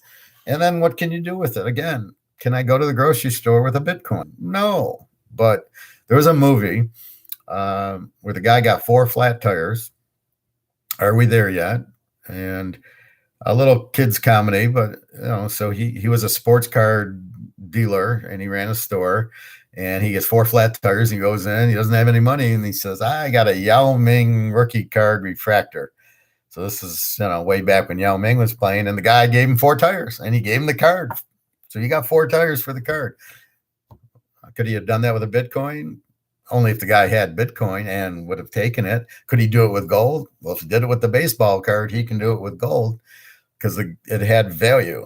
And does the Bitcoin has value, but I can't give it to somebody. So he's in the garage giving him the card. The guy has the card. He looks at it. He takes it. Here's your 4 tires. Can you do it with Bitcoin? He has to have Bitcoin, an account to give it to. Would he have taken gold? Well, he took the card. He's definitely taken the gold. So that's really the key to it is that. But to me, it's gold and silver, our money, the real money. Government can't print them. They are going to go way up in value because they're being suppressed.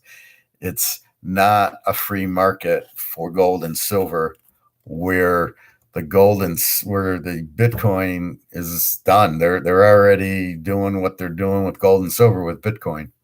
But the difference is nobody's in gold and silver are going to start jumping in. And here in America, for some reason, these people are idiots. They sit there and they don't understand buying gold. Oh, I don't have gold. Well, what do you got your money in? Well, I got it in the bank, or I bought a house, or the stocks.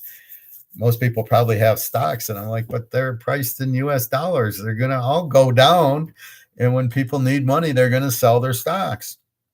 And then you wish you had gold and silver because the price is low is why you want to buy it. It's at 2,000 or as you're saying, 2,700 Canadian dollars. It's low. It can easily go to 10,000, 20,000. That's why you want to buy it, because they won't be able to keep it artificially low. Where the house you showed me is 800,000. Where's that going to go? For 1,700 square feet, I get BlackRock, but BlackRock's going to need money because they're in the Chinese housing sector that got hit by Evergrande also. So they need money. And again, I don't know why an investment firm would be buying houses. You're trying to corner the housing market so everybody has to pay a high rent? As I said, it goes to market. I can only afford so much rent. So I can give you $1,400, $1,500 a month, but you want 10 grand a month for rent? Sorry, I'll stay. I'm in a Marriott right now waiting for my apartment. I'll just stay here. I mean, it's $100 a day. I mean, if you're going to get over that value, then there's substitutable goods, which is, you got to go to my economics tapes. That's what you're looking for. So, Carrie, you go buy gold and silver as much as you can. And when you have extra money, you buy silver because it's so cheap. But it's a $27 an ounce. That's going to be 200-300 versus gold will get, from 2,000 to 50,000. So that's really the only difference. And silver might get higher. I crack up when I see a guy with a chart. I'm like, you can't chart price fixing. And then he said, oh, it'll hit $40 an ounce. I'm like, no, it's going to hit 200-300. It'll hit 1,000. These people have no concept of what they're doing. This is why I laugh at a lot of these people. They don't have the concept. They don't understand. You don't look at a chart. I don't look at a chart and go, it's at 2,000. It's going to 3,000, because it's not a normal price. And once you get rid of Comex and you get rid of JP Morgan suppressing the price and you let it fly, it's going to 10,000, 15, 20,000 easily. And then as people become more desperate, as they realize their money is going out, then they're going to be in the gold line, and good luck finding it. And the more demand will raise the price higher and higher and higher. That's why 3,000 is a joke. It'll be at least 20, 30,000. And it's happening because they're printing money. And so the cause, and I did a video on cause and effect, and I use poker. If I make a bet, I'm looking at how the people respond to it. Well, if you print money, the response is inflation, right? You're printing it. It's not backed by anything. It's going down in value. And the only way to survive is to buy things that are real assets. That's how you survive inflation. Paintings, a house at a normal price, gold and silver. That's how you survive inflation. And that's what the whole world is losing their freaking minds, thinking, we'll keep printing. Nothing will happen. We'll just keep printing money. It's just, how stupid are these people? I mean, apparently only idiots get into the government, and they just think they can just keep printing and that's going to be fine. We'll be fine. And our interest rates are at 0.5%. I mean, oh my God. The only way to really do it is what they did in the 80s, and they put interest rates at 20%. And then people would take their money back to the bank. And that's really what you need. Then it lowers right now there's a huge supply of money. It lowers the supply of money. You bring it back, but you got to give people a feed. But a 0.5% interest rate is not going, I'm going to put my money back in the bank, because inflation's 20% and they're going to give me a 0.5% of interest. So I'm only losing 19.5% of my money. Plus the money itself is losing huge amounts of value. So that's the only way out. Real assets. So we do football so that we can get more money, so we can buy more gold and silver. That's my thought process. And when you're working, pay off your bills, and all the excess money you buy gold and silver with, and that's your savings. And sometimes it screws me up because I don't have any money in the bank, and I go, fuck. And then I realize, yeah, but you got all this money in gold and silver, and you go, oh yeah, I have money. Lock of the day. Okay, Andrew, let's look at lock of the day. Who should I give, Andrew? Lock of the day. I'll give it for Carrie. I won't give it for you, Andrew. Let's see.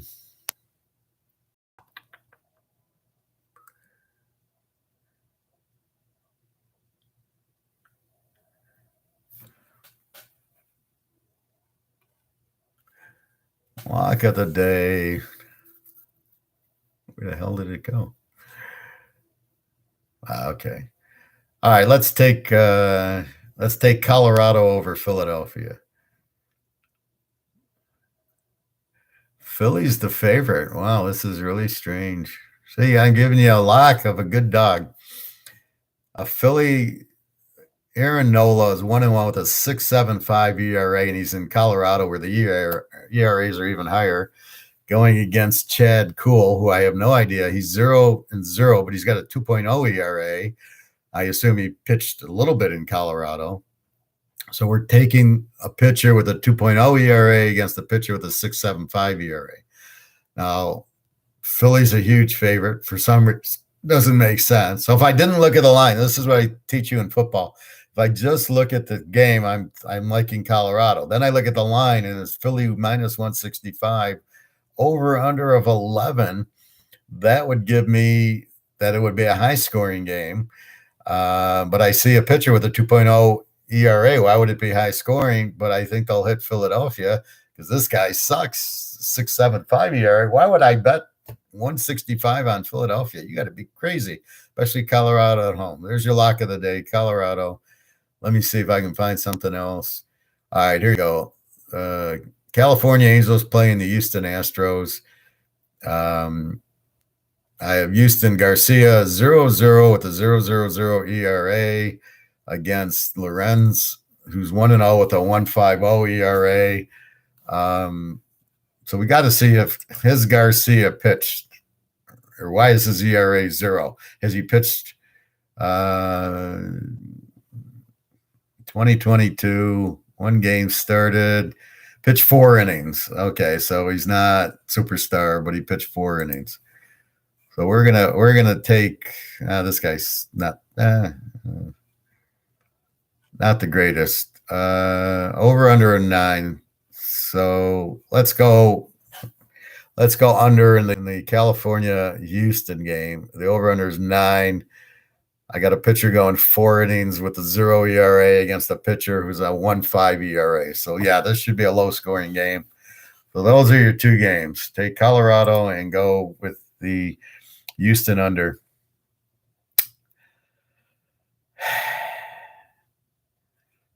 Are you saying Nola's a good pitcher, or well, then if he's a good pitcher, why is his ERA at 6.75?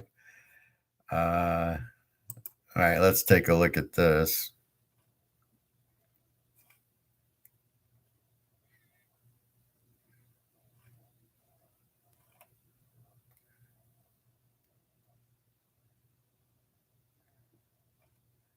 Nola 1-1 with a 6.7 ERA.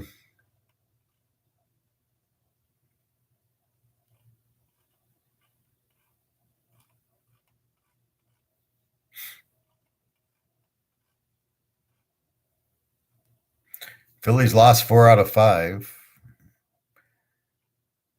And Colorado's won 3 out of 5. Let's look at this Nola guy.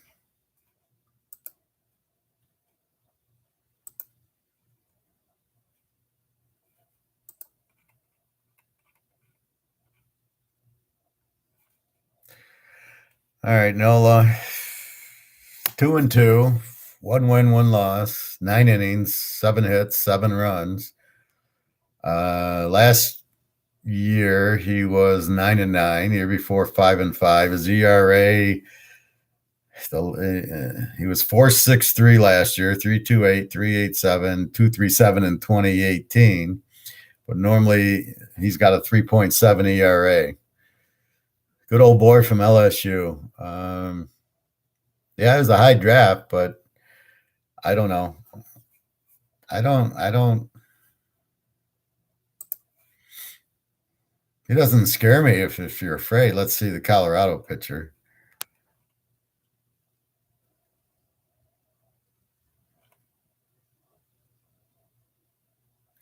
Chad Cool. 0-0 with a 2.0 ERA.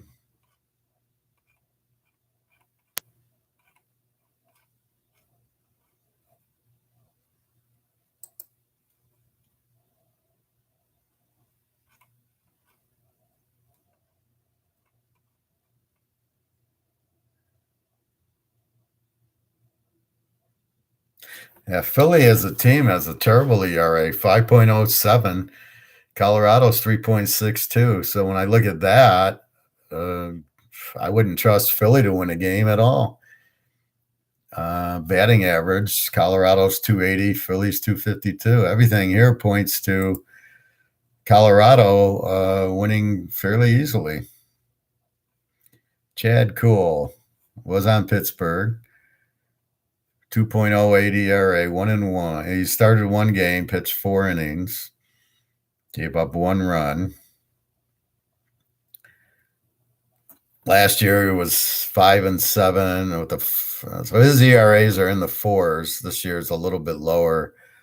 So I could see it being a high scoring game also, but 11, that's a high number. So Chad Cole's not, he's okay, but he's been around and he was on Pittsburgh. So yeah. I'll take the under in the other game then. But I like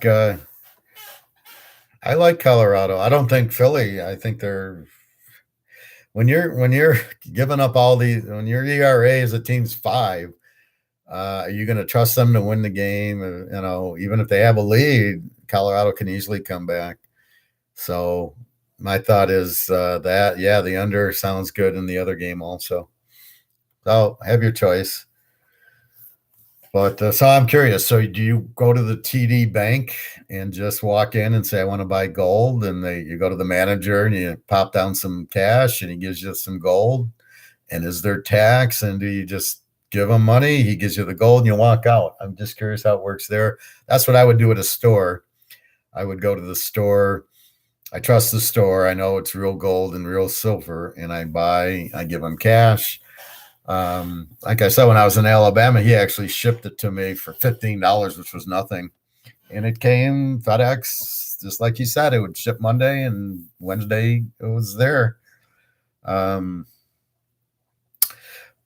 are the key to the baseball now because the pitcher will, even if he's, Sandy Koufax, he's only going maybe 6 innings. At least you have 3 innings of bullpen. And because they use the bullpen every day, the guys aren't getting rested. So is your best pitcher going in the bullpen? And that's the other key is who pitched last night. What kind of manager is he going to pitch the guy? So that's why you got to follow. If you like Toronto, pretty well. So you would see if their ace bullpen guy pitched yesterday, is the manager going to pitch him today? And that's really the key to it. If he will, then you're fine. If he won't, then you got to look at it like the game should be higher scoring because the pitcher won't come in. So anyway, that is the key. What else you got for me, Andrew? Carrie, you can talk to me too. But so what's about to happen is the stock market, the housing market, they're all going to crash.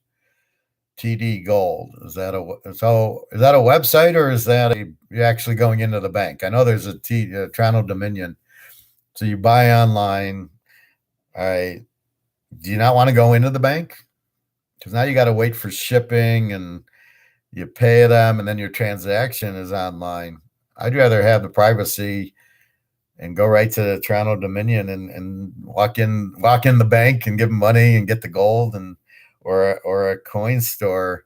So I go to a coin store a mile away and I give him money. He gives me the gold or the silver and that. No shipping. How about tax? You guys pay tax? You shouldn't, but you might. Some guys try to rip you off and charge you tax. I got a friend in Vegas. He said, "Oh, they want to charge me tax." No. Well, that's Vegas for you, but no, you shouldn't pay tax on it. There's no sales tax on buying money. It's like if you're in Europe and you want to exchange your Canadian dollars for euros, they sometimes charge you a rate. What I find if I go to Europe is to go to the ATM, and if I say, I take my debit card and I say, give me 200 euro, they charge me the exchange rate for it, but it's a good one. So if the exchange is $1.10, that's exactly what I pay. So if I buy 100 euro, I pay 110 US, and then maybe a little $2 or $3 ATM charge, and that's it. But no, there's no sales tax on buying money. So buy what you can afford, and remember, you can always sell it. TD being a bank, I would assume you could go into the bank and say, hey, I need to sell you a coin. So if it ever gets to that, you can do it. Okay, that's good.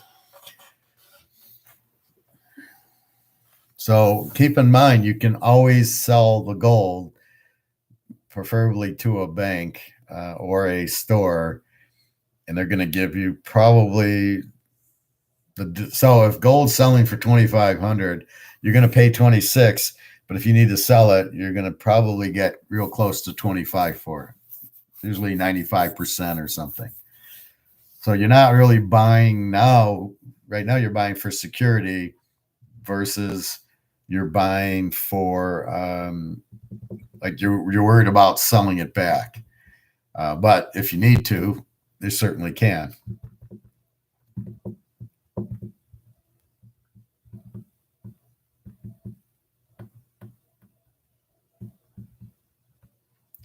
So I might go to my store and just see what he's selling it for. But let's see.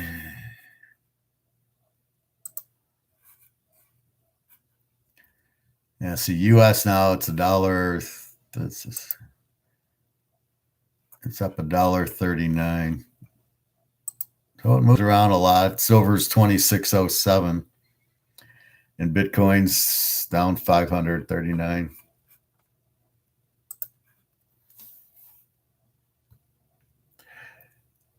Okay, then see, now you get stress waiting for it to come in the mail. That's why I like to go to the store. I don't want to handle the stress. I just go to the store. He gives me the gold. I walk out with the gold. I don't have to wait for shipping. But in Alabama, FedEx came in 2 days, so you got to know where to go for it. But that's good. So what did you buy? You bought ounces of maple leaves?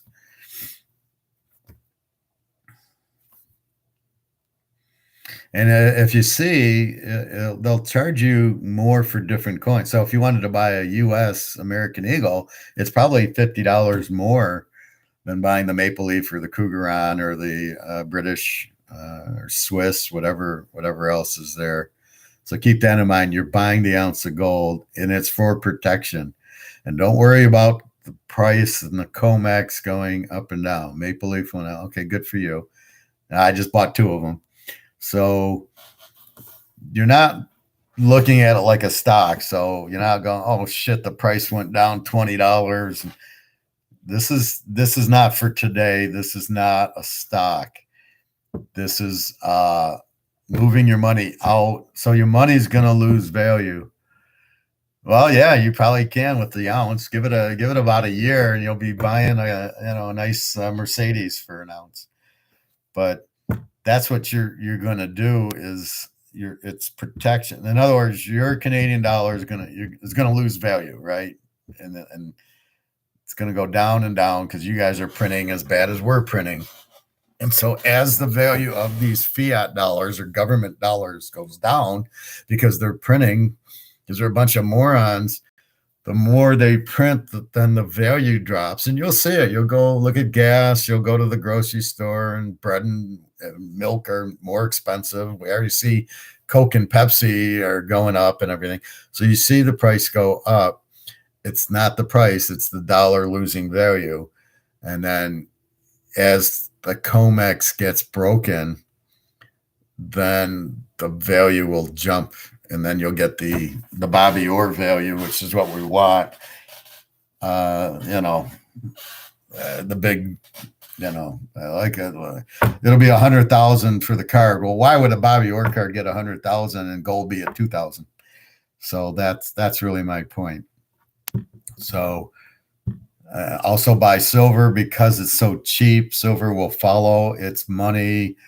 There's huge demand for it, and right now it's being kept down by the producers who want to use it in phones and computers. And eventually these silver guys will wake up and say, this is stupid. This is not worth $25. This is worth a hell of a lot more. And when they wake up finally, then that'll be $400 or $500 an ounce for silver. And so you can buy that cheap. So, and I usually buy it, and there's a plastic 20 rounder. So you get 20 ounces of maple leaves in a plastic container usually. So it's whatever. Let's say it's 40, Canadian dollars a piece. So that would cost you $800 Canadian. And again, that'll also go through the roof. So both of those will go because the key is the currency is printed by the government. It's not backed by anything. They keep printing. Your interest rates are low. It'll lose value. They want us all to be on this digital dollar and control us, the whole freaking world.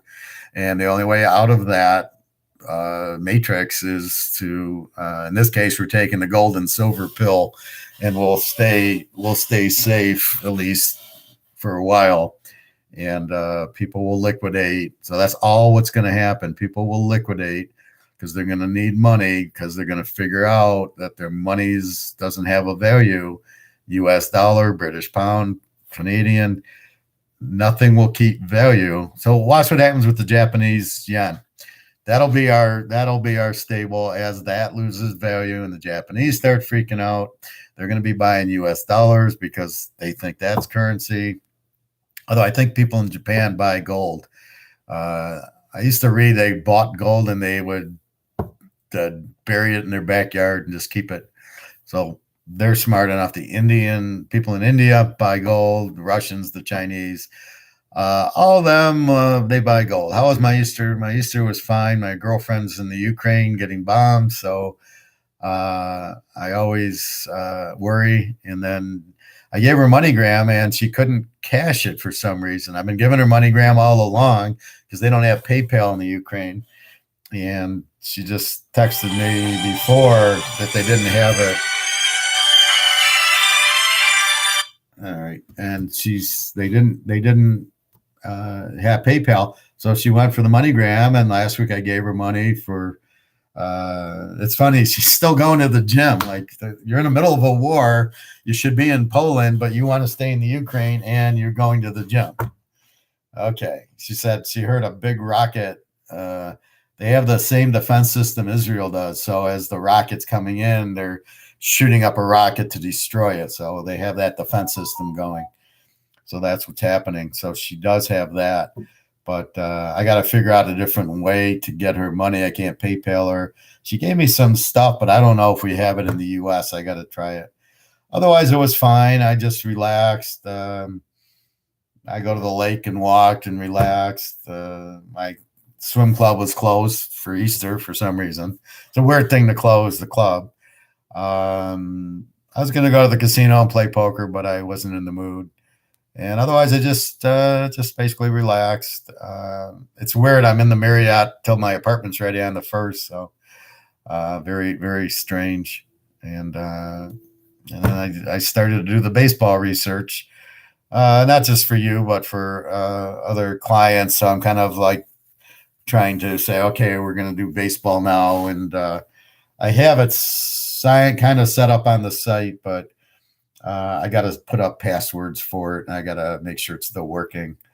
And I got to tell my IT guy to accept it. So right now, I'll just people pay me, I'll just email them the pics. But I don't. It's a minor business for me. Football is the big one, obviously, and then the NBA playoffs, which is what I was also going to talk about. I'm in Detroit, Michigan now. I moved to Alabama for a short time for a Toyota job that was not good. The job wasn't good. Alabama's not good. It'd be like you moving from Toronto to, I don't know, maybe a field in Saskatchewan or something, a small town in Saskatchewan, and you're used to Toronto, and Toronto is very beautiful here. Or you're in Ottawa. Okay, I thought you were in Toronto. But that would be like you moving to Saskatchewan in a small little village, and you'd be like, where the hell is everything? They didn't have a casino there. They didn't have a mall there. They didn't have nice restaurants there. It was like, forget it. This is not for me. So I moved back here, and I'm waiting on a job, and then I'll go back to buying more gold and silver. Ottawa Valley. Okay. I love Canada. Like I said, my mom's from Toronto. My friend was in town before COVID. I took her to Niagara Falls. She loved that. Getting over the border is a freaking nightmare. I took my girlfriend back from Niagara Falls, 2 in the morning. We're the only people at the bridge at Sardia to get back into Michigan, and it took like 20 minutes. And we were the only one. He's asking us all these stupid questions. So it's extremely difficult to get in Detroit to Windsor and then to drive to Toronto or Ottawa or Niagara Falls or Montreal. It's extremely difficult to get over the bridge. I don't think so. You're by Toronto, aren't you, Ottawa? The Rough Riders. I love your CFL names. But I've never been. Is that on the way to Niagara Falls? I think that's uh, 4 hours from Niagara Falls. Okay, so maybe it's some other city I'm thinking about. Yeah, I will. But no, I've never been to Ottawa. Yeah, I'll Google it. Um, but it's not. I used to love Canada. I don't know how they're doing now if crime's gone up and all this COVID mess and everything. But I've always loved Canada. Um, anyway, so talking about basketball now, east of Toronto. Okay, yeah, I've been to Toronto a lot because I got relatives there. So talking basketball, what you do in the playoffs is what I talk about in football. When the back's against the wall, the team needs the game to get into the playoffs. Well, here your team needs the game to stay in the playoffs. So what'll happen is, I don't know, that's just, the Lakers and Boston are playing because that's my favorite. So if the Lakers go up 3-1 on Boston and Larry Bird needs to win, you would bet your house on Boston in a must-win game because they're down 3-1. If they lose the series. Psychological, which is how I bet, the Lakers relax. They know they can lose. They're up 3-1. If they lose, they're up 3-2. They won't lose the series. Boston, on the other hand, knows if they lose, the series is over. They must win. It's sort of like the first Alabama-Georgia game where Georgia knew they were in the playoff and Alabama had to win to make the playoff, and that's why Alabama beat them. But once Georgia now had their back against the wall against Alabama in the championship game, what did I say? Georgia's going to bring it this time. They're not going to relax. And that's sort of like a game 7. Then the team up 3-1 doesn't care. They can afford to lose. The team that's got the one win has to win and will win because the team up 3-1 doesn't have to win. That's our first betting strategy in playoffs. Now, it could be 2-0, you're down, and now you got to win, or you're going down 3-0, and then you're in trouble. So you want to play teams that are pretty even. So if a team's terrible and they're down 2-0, we don't really want to bet them. Team's got Larry Bird on it, we probably want to bet them down 2-0 if they ever go down 2-0. But that's what you're looking at. So you want a pretty even game, pretty even teams.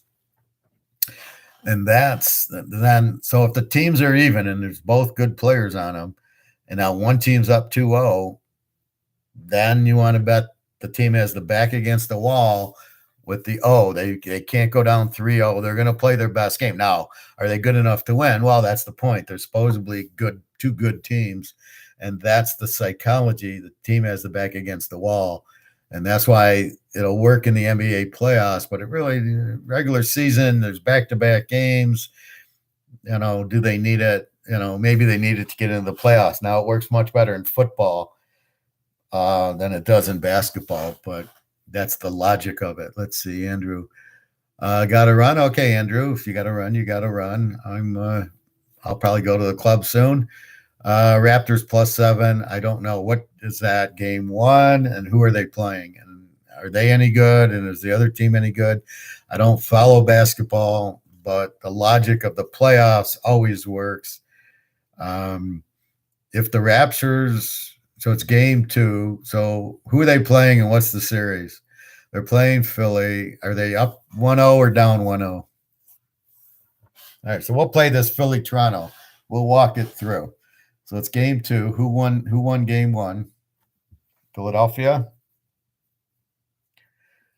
So Toronto's down 1-0, and the game is in Philly. I would take it if Toronto's getting 7. So the game's in Philly. Philly's up 1-0. I wouldn't touch it.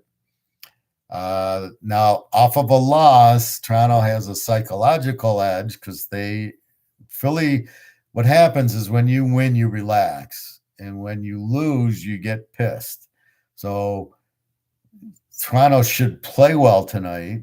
If they go down 2-0, and it's a fairly even series, so I'm assuming Toronto is pretty even with Philly, then I would jump on Toronto in game 3. That would be the game to take Toronto.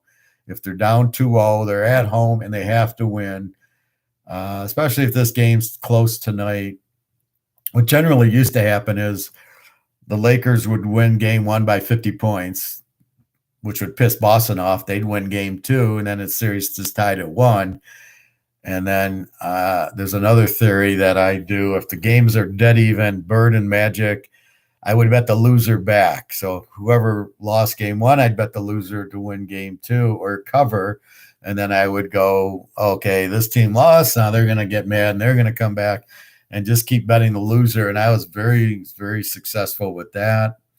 Again, the team's got to be even. If there's a super team and a weak team, it doesn't work. It's got to be 2 fairly good teams, which sounds like here, Toronto and Philly.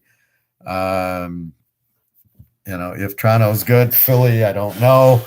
But if they're equal, Toronto and 7 might be a decent bet tonight. But if they lose, you want them to lose close. So if you're betting Toronto, you want them to lose by 3. Now they're down 2-0. They can play with them, and now you jump on Toronto in game 3 because they're down 2-0 and they can't go down 3-0. You go down 3-0, the series is generally over, and they know they're in trouble. So you basically don't want to do that. You betting those baseball games? Probably not yet. I want to get back to work. My money's focused on buying more gold and silver. So I usually do that as I get back to work, but that's really where my focus is until football. But I'll keep an eye on them and validate them, but not ready to bet yet. It's too new. The season's just started. Once it's been maybe 3 weeks in, and then I can get some trends like football, right? I do bet week 1 and week 2, but I'm betting smaller. And if you look at my history, and then once about week 5 hits, and I know, okay, this quarterback's good, this coach is good, this quarterback sucks like I thought he did, then I start with then I'll start betting more serious. Like Georgia last year, in the first week they played Clemson, would have been the lock of life under had I known Georgia's defense was as good as it was and Clemson's was as good as it was. Thank you. I've been doing this a long time, but I study hard and I try to look at what I'm looking for. So I understand it. Just like I explained gold to you, it's not an opinion. This is what's happening. That's what I do for everything. So in football, I understand it. In baseball, I understand it. I know what to look for. And then I get rewarded with my success. And thank you, Carrie. I appreciate your watching and you like that. But that's what I do is I'm looking for the reward. So when I picked yesterday 2 winners, I get rewarded that, yeah, the ERA, those stats are important. The gold, silver is, again, it's not my opinion. If you go to my other economics videos, you can see where I get it from. And then I just learn very well. And I try to be smart and try to understand what I'm doing and why. So when I lose a football game, what do? I go, why did I lose it? And then I try not to make the same mistake. So I do inquisite. So that's my thought process. So I do it in everything. Work, gold, investments, stocks. Again, I'm going to buy gold when it drops because I know it's going to go higher. So I'm waiting for the drop. but I got my money out of the bank so I could have, because I know what's coming. The gold and silver will go up. I don't need proof of it. Most people need proof of it. Well, when it hits 10 grand, I'll buy it. No, you won't, because there won't be any to buy. So you buy it now with the if count of buying it later. That's what we're trying to do. Anyway, 2 hours. Well, see, 2 hours just flies by. Anyway, I think that's it. So baseball, we look at the pitchers, we look at the ERA. We kind of like, you don't really care about the offense. It's not like football where, you got a good offensive team with no defense and you bet the game over. I guess you kind of do it in baseball. If you got a weak pitcher and a good offense, you look for opportunities to bet it over or under. Well, that's the idea. I'm doing okay. A couple more years and we'll be on a beach somewhere doing this. When gold starts really zooming up there as it should. But I think that's it. So your baseball, I can help you a little, Andrew, but basically I'm teaching you how to eat instead of giving you a fish. So look at the ERAs, learn your pitchers, and learn, don't really worry about maybe just team. How many runs do they score? And if they're playing a bad pitcher, they'll probably score a lot of runs. And if they're not a good, like, who is it? Arizona has no hitting. So when they play a good pitcher, you either bet against them or you bet the under, and that's all you can do. So you try to use the logic of what you're going and why you're betting. And then you got to use money management. So you might bet $50 on the game. And then as you win, you push it up to $100. You bet what you can afford to lose so it doesn't kill you. And then you just keep pushing it up. And then when you start losing, you go down and you bet minimum. It's the only way to win gambling. You cannot just bet $100 every game. And this way we can lose more than we win. But if we bet the streak up and then we lose. So if we lose ones and we win twos and threes and fives, we only have to win 10. We can lose 20 and we're ahead. That's the logic. That's how I play. I used to play blackjack that way till blackjack got so weird I don't even play it anymore. But that's how I sports bet. Poker's a different animal. You just play the cards and you play the people and you try to learn the people at your table and see if you can trap them or not. I love trapping guys who make big bets, and I just kind of check with my full house and then they make a little bet and I make a bigger bet, and then I know that they're not going anywhere and I got them, and that's what I look for in poker. But anyway, I think that's about it. I was going to talk about economics in another video, but I think I covered it here. But anyway, have a good day. I assume you and Carrie left, but just email me, guys. If you want, we can talk. I can do a video a lot. Anyway, good luck to everybody. Stay safe. Get your money out of the bank. Buy your gold and silver. Don't worry, the price is going to go up. Don't worry about that. And we're again, COMEX is keeping it down, but it won't keep it down too much longer. And keep some cash around, but you don't want to be. I hear some guys talk, well, keep your money in cash. Yeah, so when the cash goes to zero, then what do you do? So keep a little bit in cash, but most of it in gold and silver. Buy some gold stocks, but the stock market, when it goes, the whole market's going to go. So I'm a little leery on just putting my money in gold stocks and keeping it there. So I'm kind of trapped where I've got money in money in my stock account and then getting it out and buying gold with it. So I'm still kind of torn there. All right, everybody, have a great day. I hope you had a great Easter. I look forward to football. I guess the draft's coming up. We'll do a little thing on the draft. Again, I'm seeing Malik Willis, and I'm going, no, he's not a good quarterback. And where's the Fresno State guy? So I'll do my thing on quarterbacks. But I've got 5, 6, 7. I got 9 Georgia defensive players that I would draft early in the first round or in the first 2 rounds. A great linebacker and a great defensive lineman. Secondary was good. And by the way, they had Delvin Cook's brother, who nobody's talking about, who should go very high in the draft. He looks as good as Delvin. All right, everybody, I'm going to go have some lunch, check these phone calls, and I will come back. Have a great day, and thank you for watching. I'm here to help. Take care. Have a good day. www.teaserking.com.